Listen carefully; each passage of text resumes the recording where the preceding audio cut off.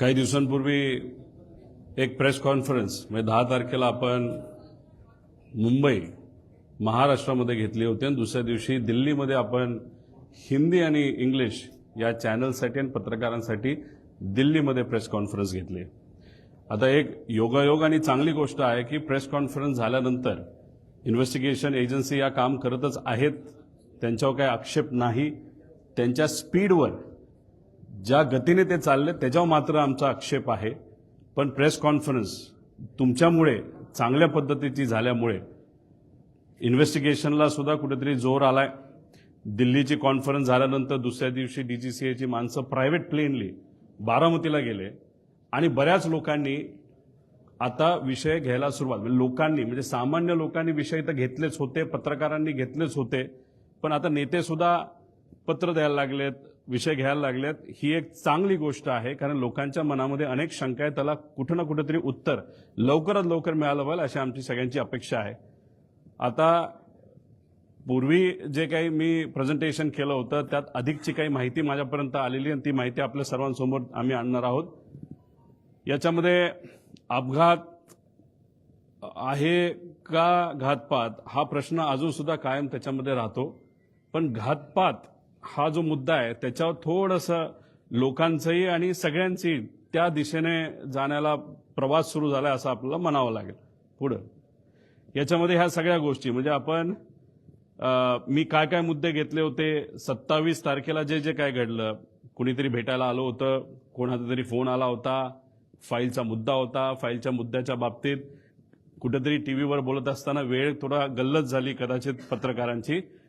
संध्याकाळी 6:50 ते 7:05 तो फोन फाईलसाठी त्या ठिकाणी आला होता. एवढंच फक्त अपडेट तुम्हाला सर्वांना या ठिकाणी देतो. त्याच्यानंतर VSR कंपनीच्या बाबतीत अनेक त्याच्यामध्ये काही विमानामध्ये मेंटेनन्सचा विषय असेल नाही तर इतर काही गोष्टी असतील त्याचे दाखले मी दिले होते. आता सुद्धा बरेच काही तज्ज्ञ त्या विषयाकडे बोलताना, त्या विषयाच्या बाबतीत बोलताना आपण बघू शकतो. सगळ्यात महत्वाचं विमानाचे फ्यूल टँक म्हणजे अधिकचे फ्यूल टँक नाहीतर ते आपण कॅन म्हणतो, ते कॅन त्या विमानामध्ये होते, ही जी शंका मी व्यक्त केली होती. आजच काल परवाच एक नवीन व्हिडिओ आलेला आपण सर्वांनी बघितला, त्याच्यामध्ये अधिकचे स्फोट झालेले आहेत आणि त्या बाबतीत सुद्धा मी डिटेलमध्ये पुढे जाऊन आपल्या सर्वांना त्या ठिकाणी सांगतो. आणि ब्लॅक बॉक्सच्या संदर्भात मी एक शंका व्यक्त केली होती की उद्या जाऊन कदाचित हे व्हॉइस रेकॉर्डिंग नाही, हे नाही, ते नाही, असं काही कारण पुढे येऊ शकतील आणि ते आले तर नक्कीच घातपातकडे आपल्याला कुठेतरी बघता येईल असं मी बोललो होतो. नाही त्या दिशेने आपण बोलू शकतो. दुर्दैव असं कालच कदाचित आज प्रेस कॉन्फरन्स कालच या बाबतीतलं एक क्लॅरिफिकेशन कुठेतरी केंद्र सरकारची जी एजन्सी त्यांच्याकडनं आलेलं आहे की ब्लॅक बॉक्समध्ये कदाचित अडचण असू शकते, त्याचा काही भाग हा जळला असं ते तिथं म्हणतात. काही एक्सपर्टला आम्ही बोलू का, आम्ही ब्लॅक बॉक्स बाहेर पाठवू, असे विषय त्याच्यामध्ये त्या ठिकाणी घेतात. आता फ्यूल टँक जो आहे म्हणजे आता तुम्ही बघा व्हिडिओ.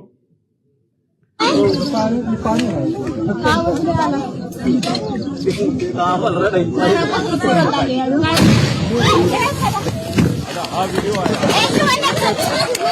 एकच स्फोट आहे असं नाही, असे बरेच झाले होते. आणि एक तुम्ही समजून घ्या की 2023चं विमान जे पडलं होतं ते मोठं होतं आणि ते पडत असताना रनवेवर पडलं होतं. रनवेवर पडलं म्हणजे रनवेची जी सरफेस आहे ती डांबरी होती नाही तर कडक होती. दादांचं विमान जे पडलं होतं तसं कडक सरफेसवर म्हणजे ते रनवेवर पडलं नव्हतं, ते साईडला पडलं होतं. त्यामुळे बॉल तुम्ही घेतला तर बॉल जर समजा फरशीवर टाकला तर बाउंड जास्त होतो आणि तो समजा मातीत टाकला तर कमी होतो. त्यामुळे तो जो इम्पॅक्ट आहे ॲज कम्पेअर्ड त्याची व्हेलॉसिटी आणि सगळ्या गोष्टी बघितलं तर जिथं दादांचं विमान पडलं तिथं ते कमी व्हायला पाहिजे होतं. पण स्फोट का झाला त्याचं मुख्य कारण, जी शंका आम्ही घेतली होती ती नक्कीच कुठं ना कुठंतरी खरी ठरत आहे की नक्कीच त्या विमानामध्ये फ्यूल टँक अधिकचे होते. आणि फ्यूल टँक कुठं असतं की जिथं टॉयलेट असतं म्हणजे जो विमानाचा शेवटचा भाग असतो तिथं ते ठेवण्याची जागा असती आणि त्याच्या मागच्याच बाजूला तिथं ब्लॅक बॉक्स असतो. म्हणजे हे जे म्हणतात की जळलंय नाही तर तिथपर्यंत आग गेली होती आणि त्याच्या पुढच्याच बाजूला म्हणजे पहिले कॅन पेटले आणि नंतर विमानाच्या पंखातलं पेट्रोल पेटलं असं आपल्याला म्हणता येईल. आता हे सगळे डिटेल्स आहेत, 7 वगैरे सगळं, त्याच्यामध्ये पेट्रोल किती लागणार आहे 250 लिटर 400 लिटर ह्याचं ॲव्हरेज आम्ही काढलेलं आहे. हे सगळे गणित त्याच्यामध्ये आहेत. त्याच्यामध्ये आपण जर बघितलं तर मुंबईवरनं हे विमान जात असताना फुल टँक हे भरले होते. म्हणजे ते पूर्ण विमानचे जे पंखे असतात त्या पंख्यामध्ये जो टँक असतो तो फुल भरला होता. अरे फुल कशाला भरायचं? तुम्ही इथून उडत असताना तुम्ही जर उद्या जाऊन लगेचच बारामतीला जाऊन हैदराबादला तुम्ही गेला असता तर हैदराबादला जाऊन तुम्ही तिथं फ्यूल भरू शकला असता. काही लोक म्हणतील अरे बाबा महाराष्ट्राचं स्वस्त आहे, तसं सुरतचं जास्त स्वस्त आहे. पण मग आता 3-3.5 हजार लिटर जर त्याच्यामध्ये फ्यूल बसत असेल तर त्याला 10 रुपयाचा फरक काढला तर 30-35 हजाराचा फरक पडतो. मोठा फरक होत नाही. त्यामुळे एवढं फ्यूल पंखात पण आणि आत पण असं आमचं मत आहे की हे एवढं घेऊन बारामतीच्या दिशेने जाण्याचं कारण काय? आणि जे मी पायलटच्या बाबतीत बोललो होतो की मुद्दामूनच कदाचित त्याचा वापर करून पायलटचा वापर करून हा घातपात झाला असावा आणि त्या घातपातामध्ये फ्यूल जास्त असलं की मोठा स्फोट होईल हे कुठेतरी शंका लोकांच्या मनामध्ये आमच्या मनामध्ये ती कुठेतरी खरी ठरताना आपण सर्वजण बघू शकतो. हा तसा या ईमेल प्रमाणे फ्लाईट प्लॅन आहे. पण आम्हाला जे कळालंय तसा ऑफिशियली त्यांनी डीजीसीएला सांगितलं नव्हतं त्यांचा फ्लाईट प्लॅन काय. कारण त्याच्यामध्ये विषय एवढाच आहे की ते परत पुण्याला तर ते लँड करू शकत नाही, का पर्यायी एअरपोर्ट द्यावं लागतं. ते पुणे देऊ शकत नाही कारण का तिथं डिफेन्सचं फ्लाइंग सकाळी होतं. त्यानंतर मग त्याला सोलापूर देता येत नाही, त्यात सुद्धा अडचण आहे. त्याला जर दुसरं कुठलं तरी द्यायचं असेल तर ते फक्त चिपी एअरपोर्ट देऊ शकतात. पण ते पण नाही कारण त्यावेळेस तिथं धुक्का असू शकतं. पण असेल तर कुठलं तर मुंबईच असेल. त्यामुळे ते उगाच तुम्ही जो फेरफटका मारला तो न मारता अंदाज घेऊन 3000ची व्हिजिबिलिटी जी 5000 पेक्षा कमी आहे. 5000 हे डीजीसीएचं नॉर्म आहे. एक तर तुम्ही उडायला नव्हतं पाहिजे हा आमचा मुद्दा आहे आणि उडला तरी लँड करण्याचा प्रयत्न तिथं केला नाही पाहिजे. तुम्हाला परत मुंबईला यावं लागलं असतं. आणि पण फ्यूल भरलं होतं, आत अधिकचे टँक होते असं आमचं मत आहे. आणि त्याच्यात परत जाण्यापेक्षा डायरेक्ट हे विमान खाली आदळण्यात आलं, हे मुद्दामून आदळण्यात आलं असं आम्हाला आता त्या ठिकाणी वाटायला लागले. पुढे आता ह्याच्यामध्ये सर्वात म्हणजे विमान टेक ऑफ हे मी तुम्हाला सांगितलं. फ्लाईट प्लॅनची माहिती आपल्याला लागेल. आता फ्लाईट प्लॅनच्या बाबतीत तिथं एक गोपी नावाचा व्हीएसआरचा हँडलर आहे, लय करामती आहे, मुंबईमध्ये तो बसतो. आता हे काय करतात, फ्लाईट प्लॅन हे मॅन्युप्युलेट करू शकतात. हा जो इन्व्हेस्टिगेशनला उशीर चाललाय ना त्याचा पुढे जाऊन मी पुरावे देणार आहे ना, त्याच्या शेवटच्या बाजूला तर खूप वेगळे पुरावे त्याच्यामध्ये आहे. तर त्याच्यामध्ये मुद्दामून कागदपत्र बनवण्याचं काम हे व्हीएसआर कडनं सुरू आहे असं आमचं तिथं मत आहे. आणि याच्यामध्ये जर तुम्हाला डॉक्युमेंटेशन बघायचं असेल इन्व्हेस्टिगेशन एजन्सीला सांगायचंय ईमेलचे पुरावे तिथं बघितले पाहिजे. कारण हेड ऑफिस दिल्लीला आहे, दिल्लीवरनं फ्लाईट प्लॅन हा खाली या गोपीकडे आला असावा, गोपीला ते प्रिंट केला असावा, त्याच्यावर सह्या घेतल्या असाव्या. त्यामुळे फ्लाईट प्लॅन आणि हे सगळे डॉक्युमेंट आहेत हे कागदी डॉक्युमेंट न घेता सीसीटीव्हीच्या खाली केलेले त्या तारखेचा सीसीटीव्ही असणारे, नाहीतर ईमेलचं प्रूफ त्याच्यामध्ये बघा. हे जे कागदपत्र आता ते सगळे मॅन्युप्युलेट करतील एका खोलीमध्ये बसून, कुपा करून कागदाला कागद जोडण्याचा प्रयत्न त्या ठिकाणी फक्त करण्यासाठी करू नका. डिजिटल प्रूफ आम्हाला पाहिजे, ही मागणी आमच्या महाराष्ट्रातल्या लोकांची आहे. पुढं आता ब्लॅक बॉक्स पुढं जळतो का?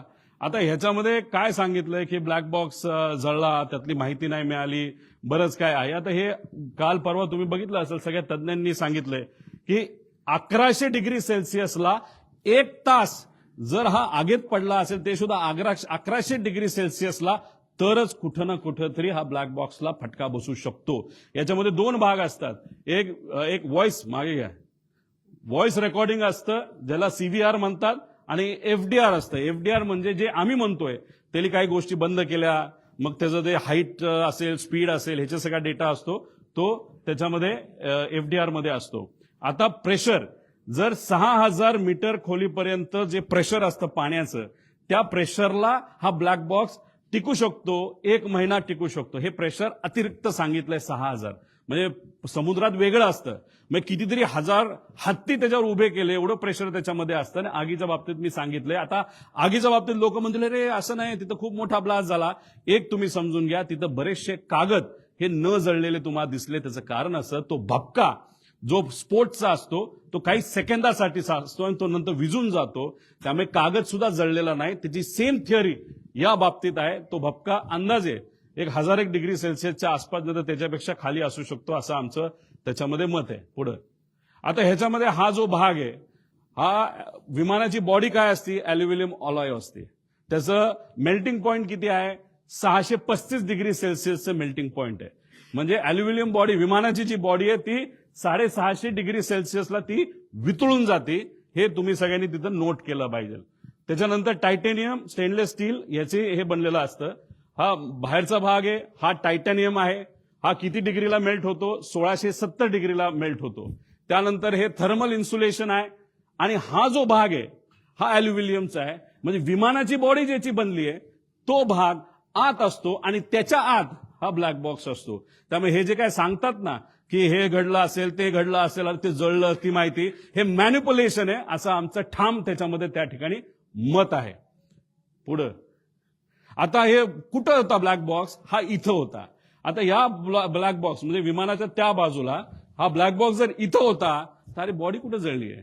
इथं केबल सुद्धा आहेत, पुढे केबल पण आहेत, त्या सगळ्या कॉपरच्या केबल आहेत. कॉपरचा मेल्टिंग पॉईंट अजून कमी असतो, त्या सुद्धा तिथं मेल्ट झालेल्या नाहीत. म्हणजे उगाच कालचं आज आमचं प्रेझेंटेशन आहे म्हणून काहीतरी द्यायचं, म्हणून काहीतरी माहिती काल दिली असं आमचं त्याच्यामध्ये मत आहे. पुढं हे सगळे उदाहरणं आहेत. ह्याच्यामध्ये हे कुठलं तरी एमिरेट्सचं दिसतंय, एअर इंडिया दिसतंय, हे बँकॉकचं दिसतंय. ह्याच्यामध्ये सगळ्यात मध्ये सेम इंटेन्सिटी, सेम आग, सेम टेम्परेचर सगळं असताना ब्लॅक बॉक्स पूर्णपणे त्याच्यामध्ये मिळालेला आहे. पुढं आता हे बघा इथं केबल आहे, केबल सगळ्या तुम्हाला दिसतील. अजून तुम्ही व्हिडिओ बघितला तर केबल तशाच्या तशा तुम्हाला दिसतील.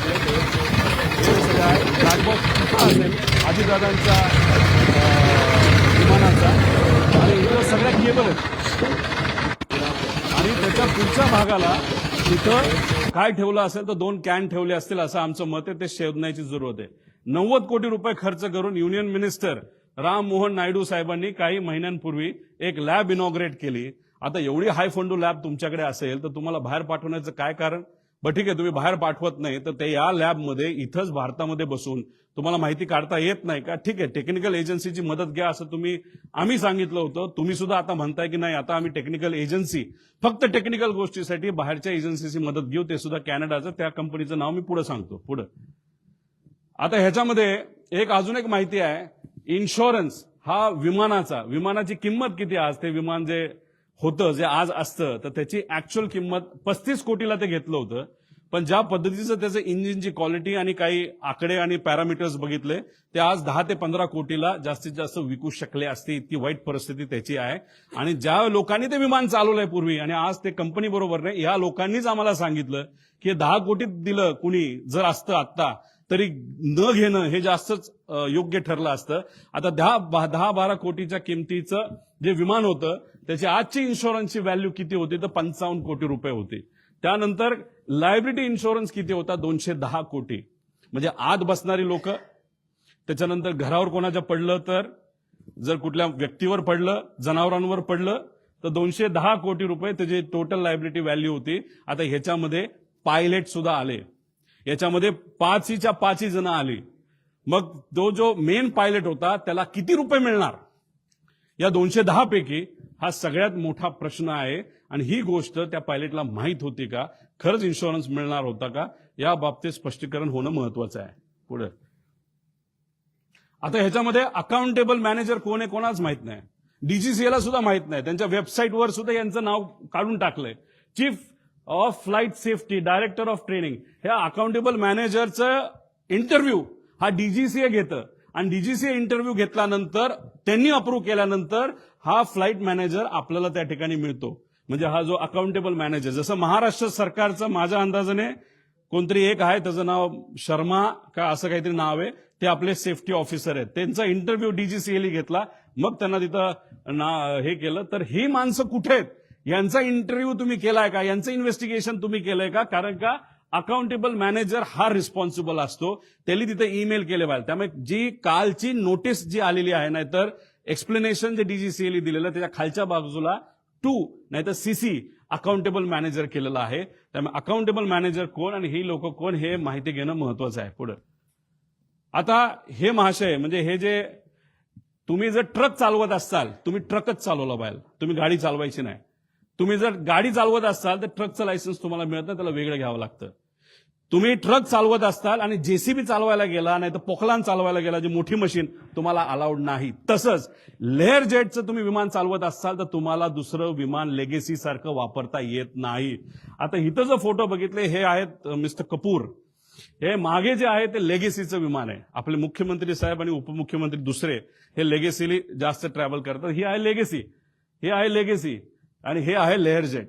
म्हणजे हे महाशय लेगेसी सुद्धा चालवत होते आणि हे महाशय लेअरजेट सुद्धा चालवत होते. आणि फक्त हाच व्यक्ती चालवत होता असं नाही, रोहित सिंग सुद्धा इलिगली हे दोन्ही विमानं तिथं चालवत होतं. याचे सीसीटीव्ही कॅमेरा, याचे डॉक्युमेंटेशन हे करा. आमच्याकडे डॉक्युमेंटेशन आहे, आम्ही कसं काढलं हे आम्हाला माहिती. पण या डीजीसीला आम्हाला सांगायचं, इन्व्हेस्टिगेशन अधिकाऱ्यांना आणि ऑफिसरला सांगायचंय, कृपा करून कागद रंगवारंगवी करणं हे तुम्ही सोडून द्या. आणि जर करत असाल तर ते चुकीचं आहे. जर उद्या जाऊन त्या कागदात जर फरक दिसला, व्हिडिओ आमच्याकडे कुठला असेल आणि तो जर आम्ही दाखवला आणि त्याच्यामध्ये जर डिस्परन्सी आली तर हे योग्य ठरणार नाही. त्यामुळे इथं एक खूप मोठी इलिगॅलिटी आहे. त्यानंतर तुम्ही दारू पिलाय का नाही तर हे बीए करावं लागतं. हे अशा पद्धतीचं मशीन असतं. पण अनफॉर्च्युनेट हे जे मशीन आहे हे आहेत एक यंग पायलट आहे, यांचा व्हिडिओ आम्ही आमच्या लेवलनी त्या ठिकाणी काढला. हे असं फुंकावं लागतं, असा व्हिडिओ काढावा लागतो की बाबा फुंकतोय आणि दाखवावं लागतं 0% दारू आहे. तसंच हे राईटचे महाशय हे वेगळेच आहेत. ह्याचं नाव काय, ह्याचं नाव कोणतरी फॉरेनर आहे, तो पुढे असेल कदाचित. तर हे असा व्हिडिओ काढावा लागतो. आता रोहित सिंग जो मालक होता VSRचा आणि आपला हा जो कपूर आहे, याचे असे व्हिडिओ आम्हाला आजच्या आज त्या ठिकाणी लागणार नाही. तर तुम्ही इन्व्हेस्टिगेशन मध्ये आम्हाला तिथं दाखवा. पण हे जे मशीन आहे, या मशीनचा एक खूप मोठा फ्लॉ आहे आणि हे फक्त VSR कडे, हे एअरपोर्ट अथॉरिटीकडे नाहीये. VSR कडे असणारे हे जे मशीन आहे याच्यामध्ये तारखा या बदलल्या जाऊ शकतात.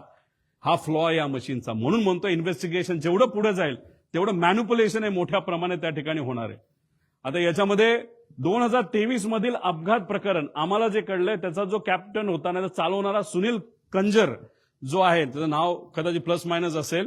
जसा कपूर दोनदा त्याला स्थगिती मिळाली होती, त्याचं लायसन्स कॅन्सल झालं होतं दारू पिला म्हणून, तेव्हा हे 2023चं VSRचं मुंबईमध्ये जो ऍक्सिडेंट झाला त्याचा जो सुनील कुंजीर का कंजीर नावाचा जो व्यक्ती आहे, तर त्याचा सुद्धा त्या ठिकाणी दारूच्यामुळे ते दोनदा त्याचं लायसन्स कॅन्सल झाला तो, असं आम्हाला कळतं. म्हणजे जे जे कमर्शियल फ्लाय करतात, मोठी मोठी विमानं, एमिरेट्स, एअर इंडिया वगैरे, तिथं ज्यांना नोकऱ्या मिळत नाही ते सगळे, आणि काही चांगले पण लोक आहेत, खराब नाही, पण काय असे मोठे मोठे लोक सगळे इथं काम करतात. पुढं हे सगळे डॉक्युमेंट्स आम्हाला तिथे लागणार आहेत. आता हा कार्लोस नावाचा जो माणूस आहे गृहस्थ, हा व्हेनेझुएलाचा आहे, इंटरनॅशनल त्याचं लायसन्स आहे. पण हा भारतामध्ये कसं तो त्याला VSRच्या माध्यमातून इथं उडवलं जातं, तर हा येतो एंटर करताना ऍज अ पॅसेंजर, आणि पॅसेंजर म्हणून आत आल्यानंतर विमानात बसल्यानंतर तो कॉकपिटमध्ये जायचा आणि कॉकपिटमध्ये जाऊन त्या ठिकाणी विमान उडवायचा. आता ह्याच्यामध्ये हे बघा, captain, crew details, captain Venezuela हा पूर्वीचा त्याच्यामध्ये डेटा आहे. पण हा त्या पद्धतीने काय गोष्टी, त्याचं सगळं जे लायसन्स आहे ते अमेरिकन फॉरेनचं लायसन्स असतं ते रिजेक्टेड आहे. आता उदयपूरमध्ये एक बिझनेसमन आहे, त्या बिझनेसमनला मी या व्हिडिओच्या माध्यमातून विनंती करतो, या माणसापासून तुम्ही जपून राहा. हे VSRचं आहे, ते बीचक्राफ्ट 350चं विमान आहे उदयपूरचं. हा माणूस चालवतो, पण जाताना आत तो पॅसेंजर म्हणून जातो आणि तिथं बसून मग तो विमान चालवतो. मला सांगायचं काय, VSR मध्ये चुका किती आहेत आणि त्या चुका कशा लपवल्या जातात आणि कोण लपवलं जातं, मी पुढे जाऊन तुम्हाला सांगतो. पुढे आणि हे वेदर रिपोर्ट वगैरे हे सगळे डेटा आम्ही मागितलेला आहे, मागणार आहोत, पत्र देणार आहोत. पुढे आता पायगड्या, VSR साठी DGCA कडून काय पायगड्या घातल्या जातात का, पुढे घ्या. आता हा रिपोर्ट आहे, तुम्ही इथं बघताय, लेअरजेट 45. आता मला तुम्ही सांगा, तुम्ही जर टेक्निकल इन्व्हेस्टिगेशन एजन्सी असाल तर तुम्ही टेक्निकली बोललं पाहिजे ना, कॅमेराचं काय आहे, त्याचं पिक्सल किती आहे, डिटेलमध्ये बोललं पाहिजे. पिक्सल, कॅननचा कॅमेरा आहे तर कॅनन 1 आहे का 2 आहे का, नाहीतर मोबाईल जो वापरला, जो तिथं मर्डर सीनवर मोबाईल जो सापडला तो iPhone 17 आहे का 16 आहे का 15, हे तुम्हाला सांगावं लागेल. पण बघा, टेक्निकल इन्व्हेस्टिगेशन एजन्सी जी काम करते, का आम्ही ऑब्जेक्शन घेतो या एजन्सीवर आणि DGCAच्या आत्ताच्या लोकांवर, सगळ्याच नाही पण काही लोकांवर. इथं लिहिलंय लेअरजेट 45 एअरक्राफ्ट. हे लेअरजेट 45 एअरक्राफ्टच नाहीये, हे लेअरजेट 45 कुठे रे XR हे विमान आहे. हे आहे लेअरजेट 45 जे अजून सुद्धा उडते. हे 1 स्टेप पूर्वीच आहे आणि हे विमान आहे अजितदादांचं. हे आहे XR, हे अमेरिकेतून बाय केलं होतं. पुढे मी तुम्हाला डिटेल्स देतो. म्हणजे एजन्सी, कालचा रिपोर्ट तुम्ही वाचून बघा DGCAचा, त्याच्यामध्ये सुद्धा त्यांनी लेअर जेट 45 दिलंय. फक्त आम्ही म्हणतोय XR आहे आणि ते खरंच XR आहे. हे वेबसाईट ही त्या VSRची वेबसाईट आहे आणि अमेरिकेवरून ते विमान घेतलं, त्याचे डिटेल्स पुढे जाऊन बघितले ते सुद्धा XR आहेत. म्हणजे तुम्ही टेक्निकल एजन्सी असताना, तुम्ही टेक्निकल इन्व्हेस्टिगेशन करत असताना तुम्ही जो मॉडेलच चुकवत असाल तर तुमच्यावर आम्ही विश्वास कसा ठेवायचा? मोठ्या नेत्यांनी सांगितलंय की रोहित पवार असं ऑब्जेक्शन घेत नाही. काल कुठला तरी इथला एक मुंबई पुरता मोठा नेता का छोटा नेता त्यांनी सांगितलं की का ऑब्जेक्शन घेत, याच्यासाठी आम्ही ऑब्जेक्शन घेतोय. तुम्ही याच्यामध्येच जर मॉडेलच चुकवत असाल तर पुढे इन्व्हेस्टिगेशन तुम्ही कशी करणार आहात असा प्रश्न आहे पुढे. हा बघा, आता दुसरं केंद्रीय विमान DGCA आता सर्टिफिकेट ऑफ रजिस्ट्रेशन आणि ह्याच्यामध्ये सर्टिफिकेट ऑफ हे विमानाचं काय म्हणतात त्याला, एअरवर्दीनेस, हे दोन आहेत. आता एअरवर्दीनेस सर्टिफिकेट ऑफ एअरवर्दीनेस कधी आलंय 21 ला आणि विमान रजिस्टर कधी झालंय 22 ला. म्हणजे काय केलं, आधी गाडी घेतली, त्याचं सगळं PSU वगैरे केलं, सगळं करून टाकलं आणि नंतर ते रजिस्टर केलं, तसं विमानाचं झालं. हे चुकीचंच आहे. हे PIB रिपोर्ट आहे 28/1चा. याच्यामध्ये जर तुम्ही certificate of registration, certificate of airworthiness याच्यामध्ये जो फरक येतोय तो 1 वर्ष आधीचा आहे, हेच तुम्ही चुकला आहात. आधी रजिस्ट्रेशन तुम्हाला करावं लागतं आणि मग तुम्हाला एअरवर्दीनेस घ्यावं लागतं. इथं जर रिपोर्टमध्ये तुम्ही चुकवत असाल म्हणजे कुठेतरी रिपोर्ट मॅन्युपुलेट केले जातात का, रिपोर्टमध्ये हेराफेरी होती का, असा आमचा साहजिकच प्रश्न राहणार ना. हे तुमच्याच रिपोर्टवरनं आम्ही सांगितलं ऍक्सिडेंट नंतरच्या. आणि ह्याच्यामध्ये तुम्ही जर म्हणत असाल नाही आमच्याकडनं चुकलं, काढलं ना आम्ही, आमचे पण काही कॉन्टॅक्ट आहेत का नाही, हे आहेत ना सर्टिफिकेट, हे दोन्ही सर्टिफिकेट आम्ही इथं लावलेले आहेत, त्याच्यावरनं तुम्ही बघा. म्हणजे एजन्सी DGCA म्हणते तारखा चुकवते, आम्ही पुरावे देतो की तारखा चुकल्यात, ह्याच्यावरनच आम्हाला कुठेतरी या इन्व्हेस्टिगेशनवर डाऊट आहे. पुढे आता ह्याच्यामध्ये हे विमान, कुठलंही विमान घेतलं गेल्यानंतर त्याला 5,000 तास असं काहीतरी दिलं जातं. त्याचं तास किती होते या विमानाचे? 5,000. अजित काका जेव्हा विमानामध्ये बसले होते त्याला किती तास झाले होते, तर ते 5,915. किती तास बाकी होते? त्या कंपनीच्या म्हणण्यानुसार फक्त 85 तास. अहो आम्ही सुद्धा जेव्हा उडतो ना, आम्ही बघतो 400 तास बाकी आहेत का 500 तास बाकी आहे, हे आम्ही सिव्हिलियन म्हणून बघतो. मग अजितदादा तर Z+ सिक्युरिटीचा माणूस होता, त्यांच्या विमानामध्ये जेव्हा ही घटना घडली तर आपण जर बघितलं तर ही 14/9चा हा विषय आहे. तर हा जो रिपोर्ट आलाय तर त्याच्यामध्ये 4,915 म्हणजे 85 तास फक्त बाकी होते.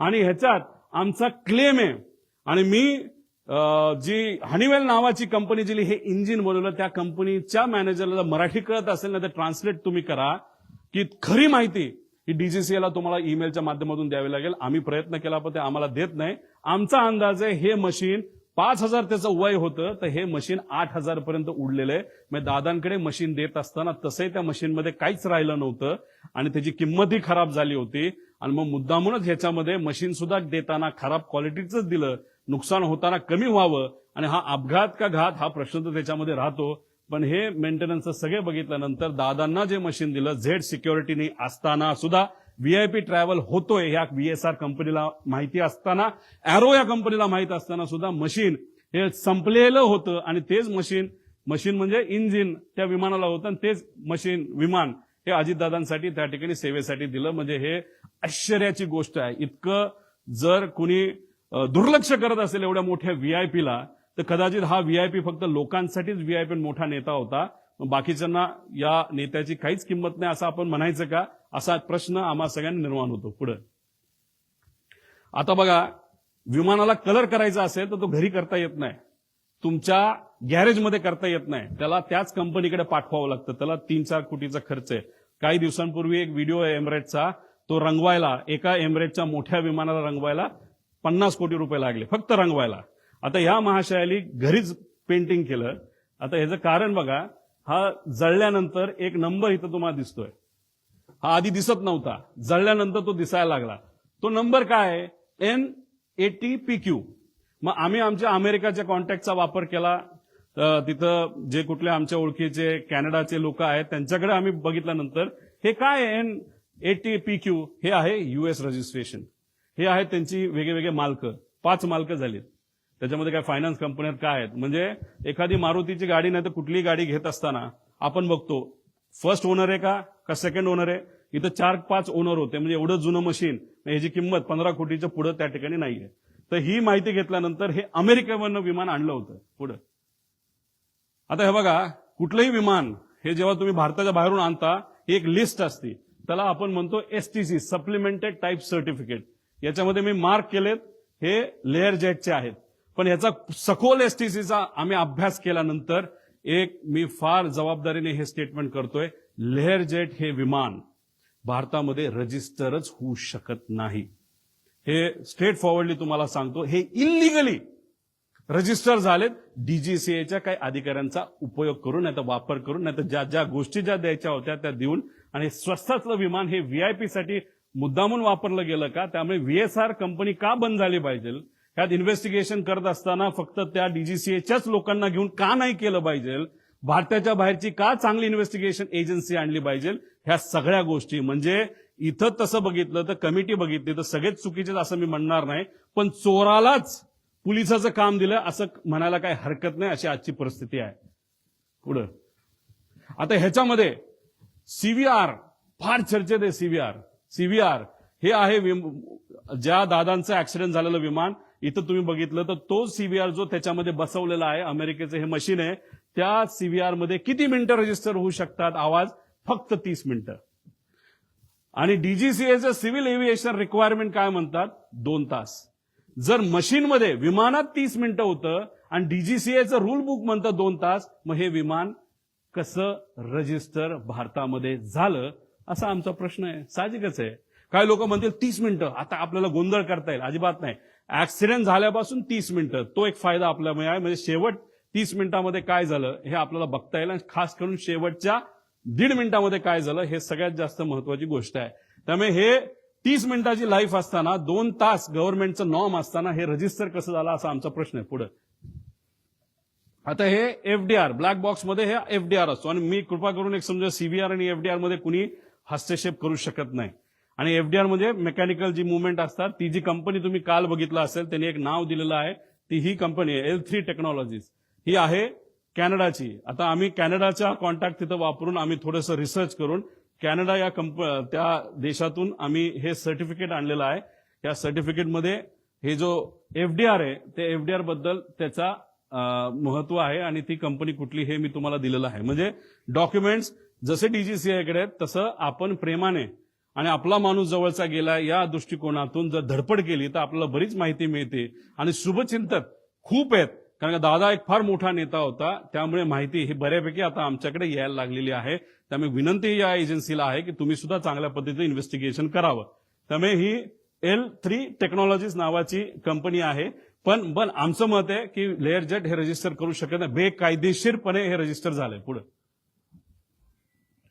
आता ह्याच्यामध्ये सप्लिमेंटल टाईप जे हे आहे सर्टिफिकेट, आता ह्यात रिव्हॅलिडेशन वगैरे जे आहे, FFA, STC for Indian operations, VSR आणि DGCA हे सगळ्या गोष्टी आता ह्याच्यामध्ये सांगितलं की DGCA आणि VSR मध्ये फार जवळचे संबंध होते. ते संबंध कसे होते हे मी पुढे सांगतो. पुढे आता ह्याच्यामध्ये आपण बघितलं की ह्यात ऑर्डर काढली, ही इन्व्हेस्टिगेशनची ऑर्डर आहे. आता ही कधीची आहे?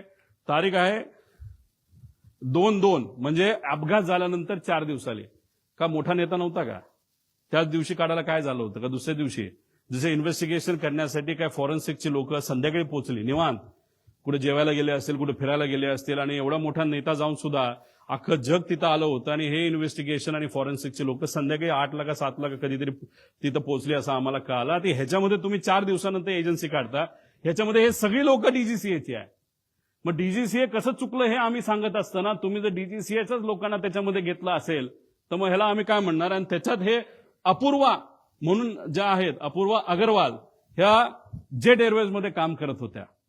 जेट एअरवेजचं काय रिलेशन आहे हे मी तुम्हाला सांगतो, पण ह्याच्यात एकाला सुद्धा लेअर जेट विमान कसं असतं, काय असतं, टेक्नॉलॉजिकल काय ऍडव्हान्समेंट आहे, एकाला सुद्धा याच्यामध्ये माहित नाही. ही आजची परिस्थिती. आणि अशा लोकांना ज्याला विमानच कसं होतं, लेअर जेटमध्ये काय कॉम्प्लिकेशन असतात, काय टेक्नॉलॉजिकल ऍडव्हान्समेंट आणि प्लस मायनसेस असतात हे माहिती नसताना सुद्धा नावापुरती ही एजन्सी बनवली.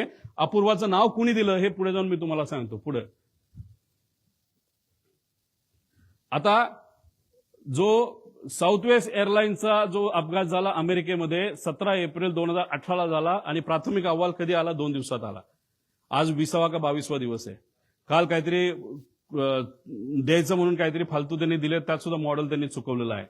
मग हे जे काय आहे हे काय म्हणायचं की दादांचं एवढं महत्व नाही का? मग सत्तेचा वापर करून जे कोणी त्यांच्याबरोबर होते, पूर्वी खूप काम केलेलं आहे, या लोकांनी सत्तेचा आणि ताकदीचा वापर करून करा ना इन्व्हेस्टिगेशन पटपट. प्रिलिमिनरी रिपोर्ट यायला एवढा वेळ काय लागतो? आमच्यासारखा बिना बॅकग्राऊंडचा, बिना सत्तेचा माणूस जर एवढी माहिती काढू शकतो आणि तुम्ही 22 दिवस लावताय की बाबा ह्या एजन्सीला काम द्या, त्या एजन्सीला काम द्या, अरे काय कारण आहे? काय कारण आहे हे इन्व्हेस्टिगेशन पुढे जात नाही का? कारण कागदपत्र बनवले जातात. व्हीएसआर कंपनी ही अडचणीत येऊ नये, नाहीतर त्या अपघाताच्या मागे जे लोक, नाहीतर जे डोकं होतं त्या डोक्याला वाचवण्याचं काम हे इन्व्हेस्टिगेशन एजन्सी करतेय का, असा प्रश्न लोकांना आता पडायला लागलेला आहे. 2 दिवसात तो रिपोर्ट यायला पाहिजे, अजून आलेला नाही. पुढे सीआयडीचा रिपोर्ट आणि ह्याच्यात मागे जावा, मागे 15 तारखेपर्यंत रिपोर्ट द्या असं सांगितलंय बघा कुठेतरी. कुठे? कुठेतरी लिहिलंय. मध्ये.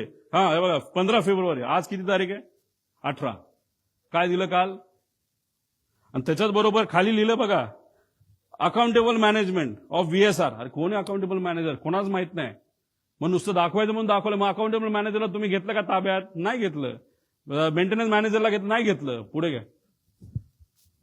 आता हे सगळ्यात महत्वाचं आहे, हे नोट करा.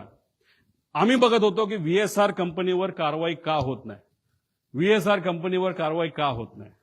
ह्याच्या खोलात गेल्यानंतर आम्हाला कळालं की रोहित सिंग नावाचा जो व्हीके सिंगचा मुलगा आहे, भारी भारी गाड्या त्याकडे, गाड्या घ्यायला काही हरकत नाही.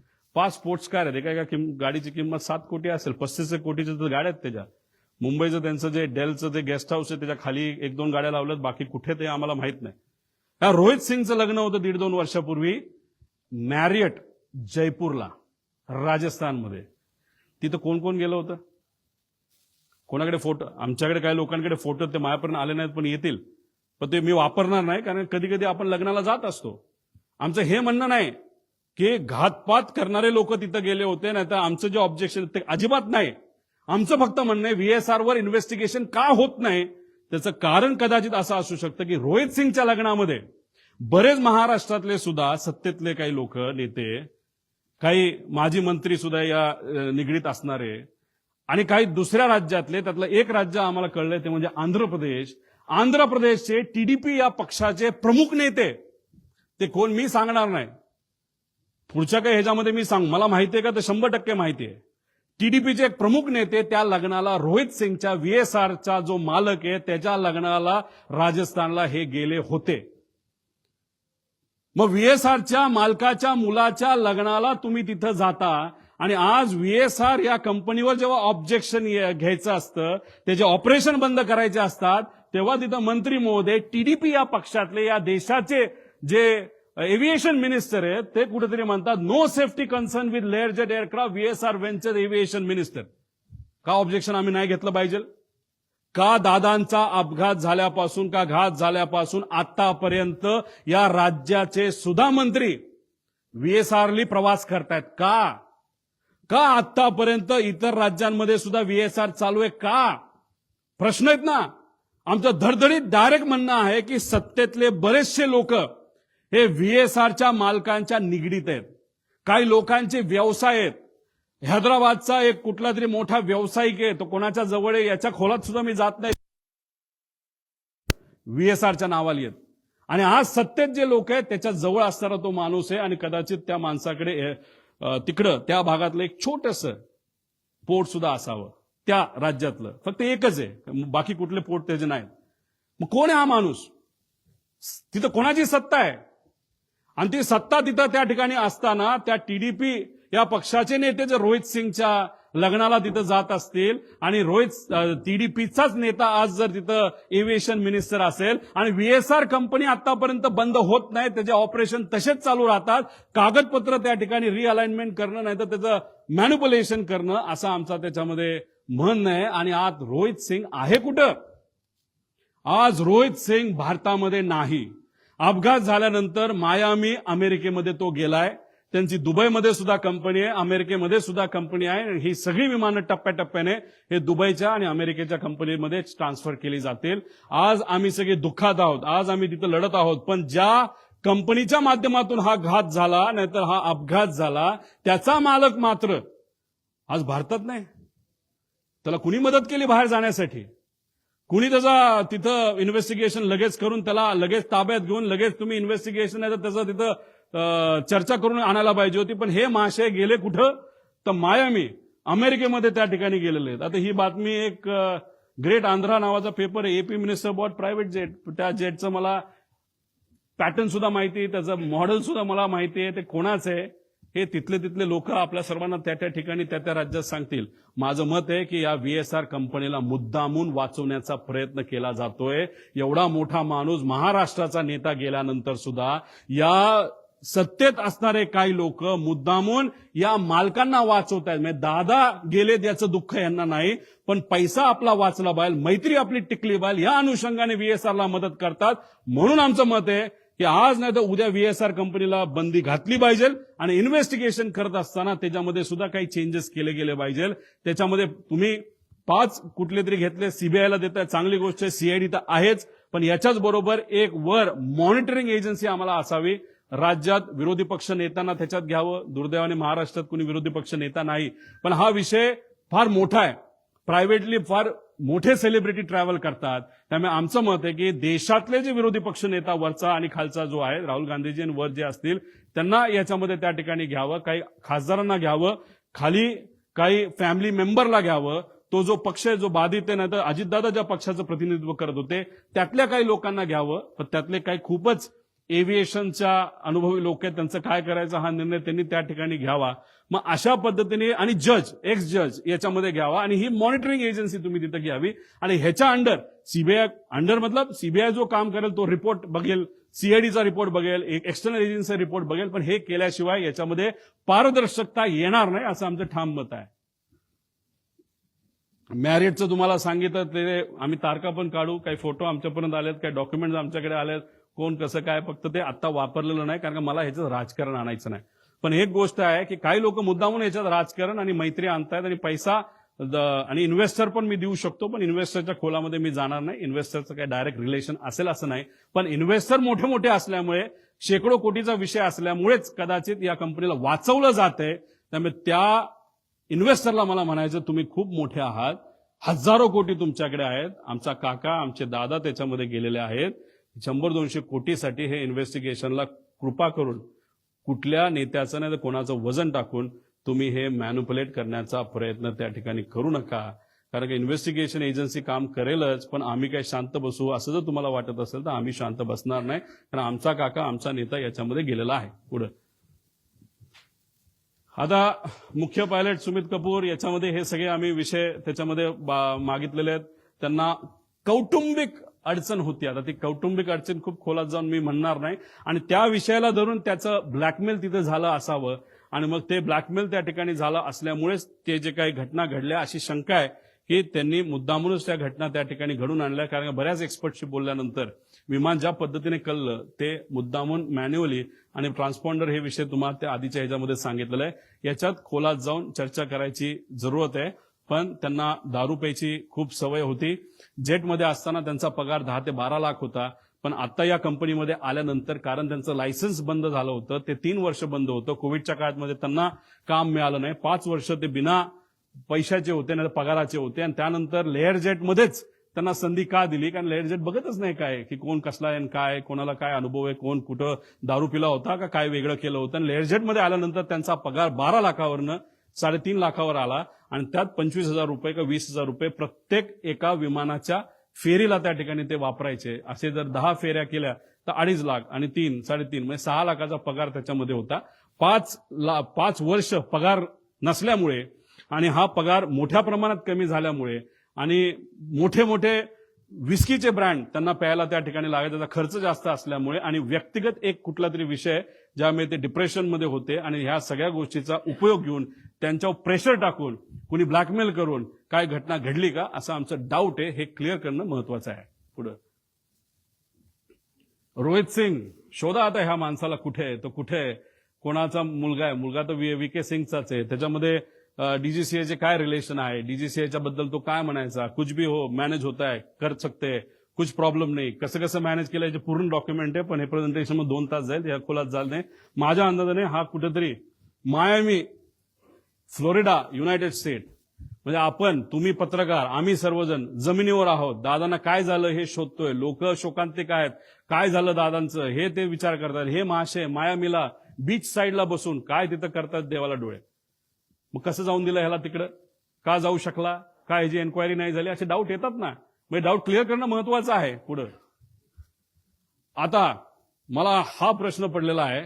हे महाशय आहे समित ठक्कर, खूप खोलात नाही. त्यांनी काय टाकलंय, मी एकदा ट्रॅव्हल केलं होतं, मी मुंबईमध्ये दिल्लीला बोलत असताना तुम्ही बघितलं असेल, मी बोललो की मी आणि माझ्याबरोबर एक सेलिब्रिटी खेळाडू बारामतीला लँड होऊन तिथून मी माझ्या मतदारसंघात गेलो होतो. मी धडधडीत बोललो होतो. पण या महाशयाने मला ट्रोल करण्यासाठी, मला ट्रोल करण्यासाठी दुसरं काहीच नाही ना.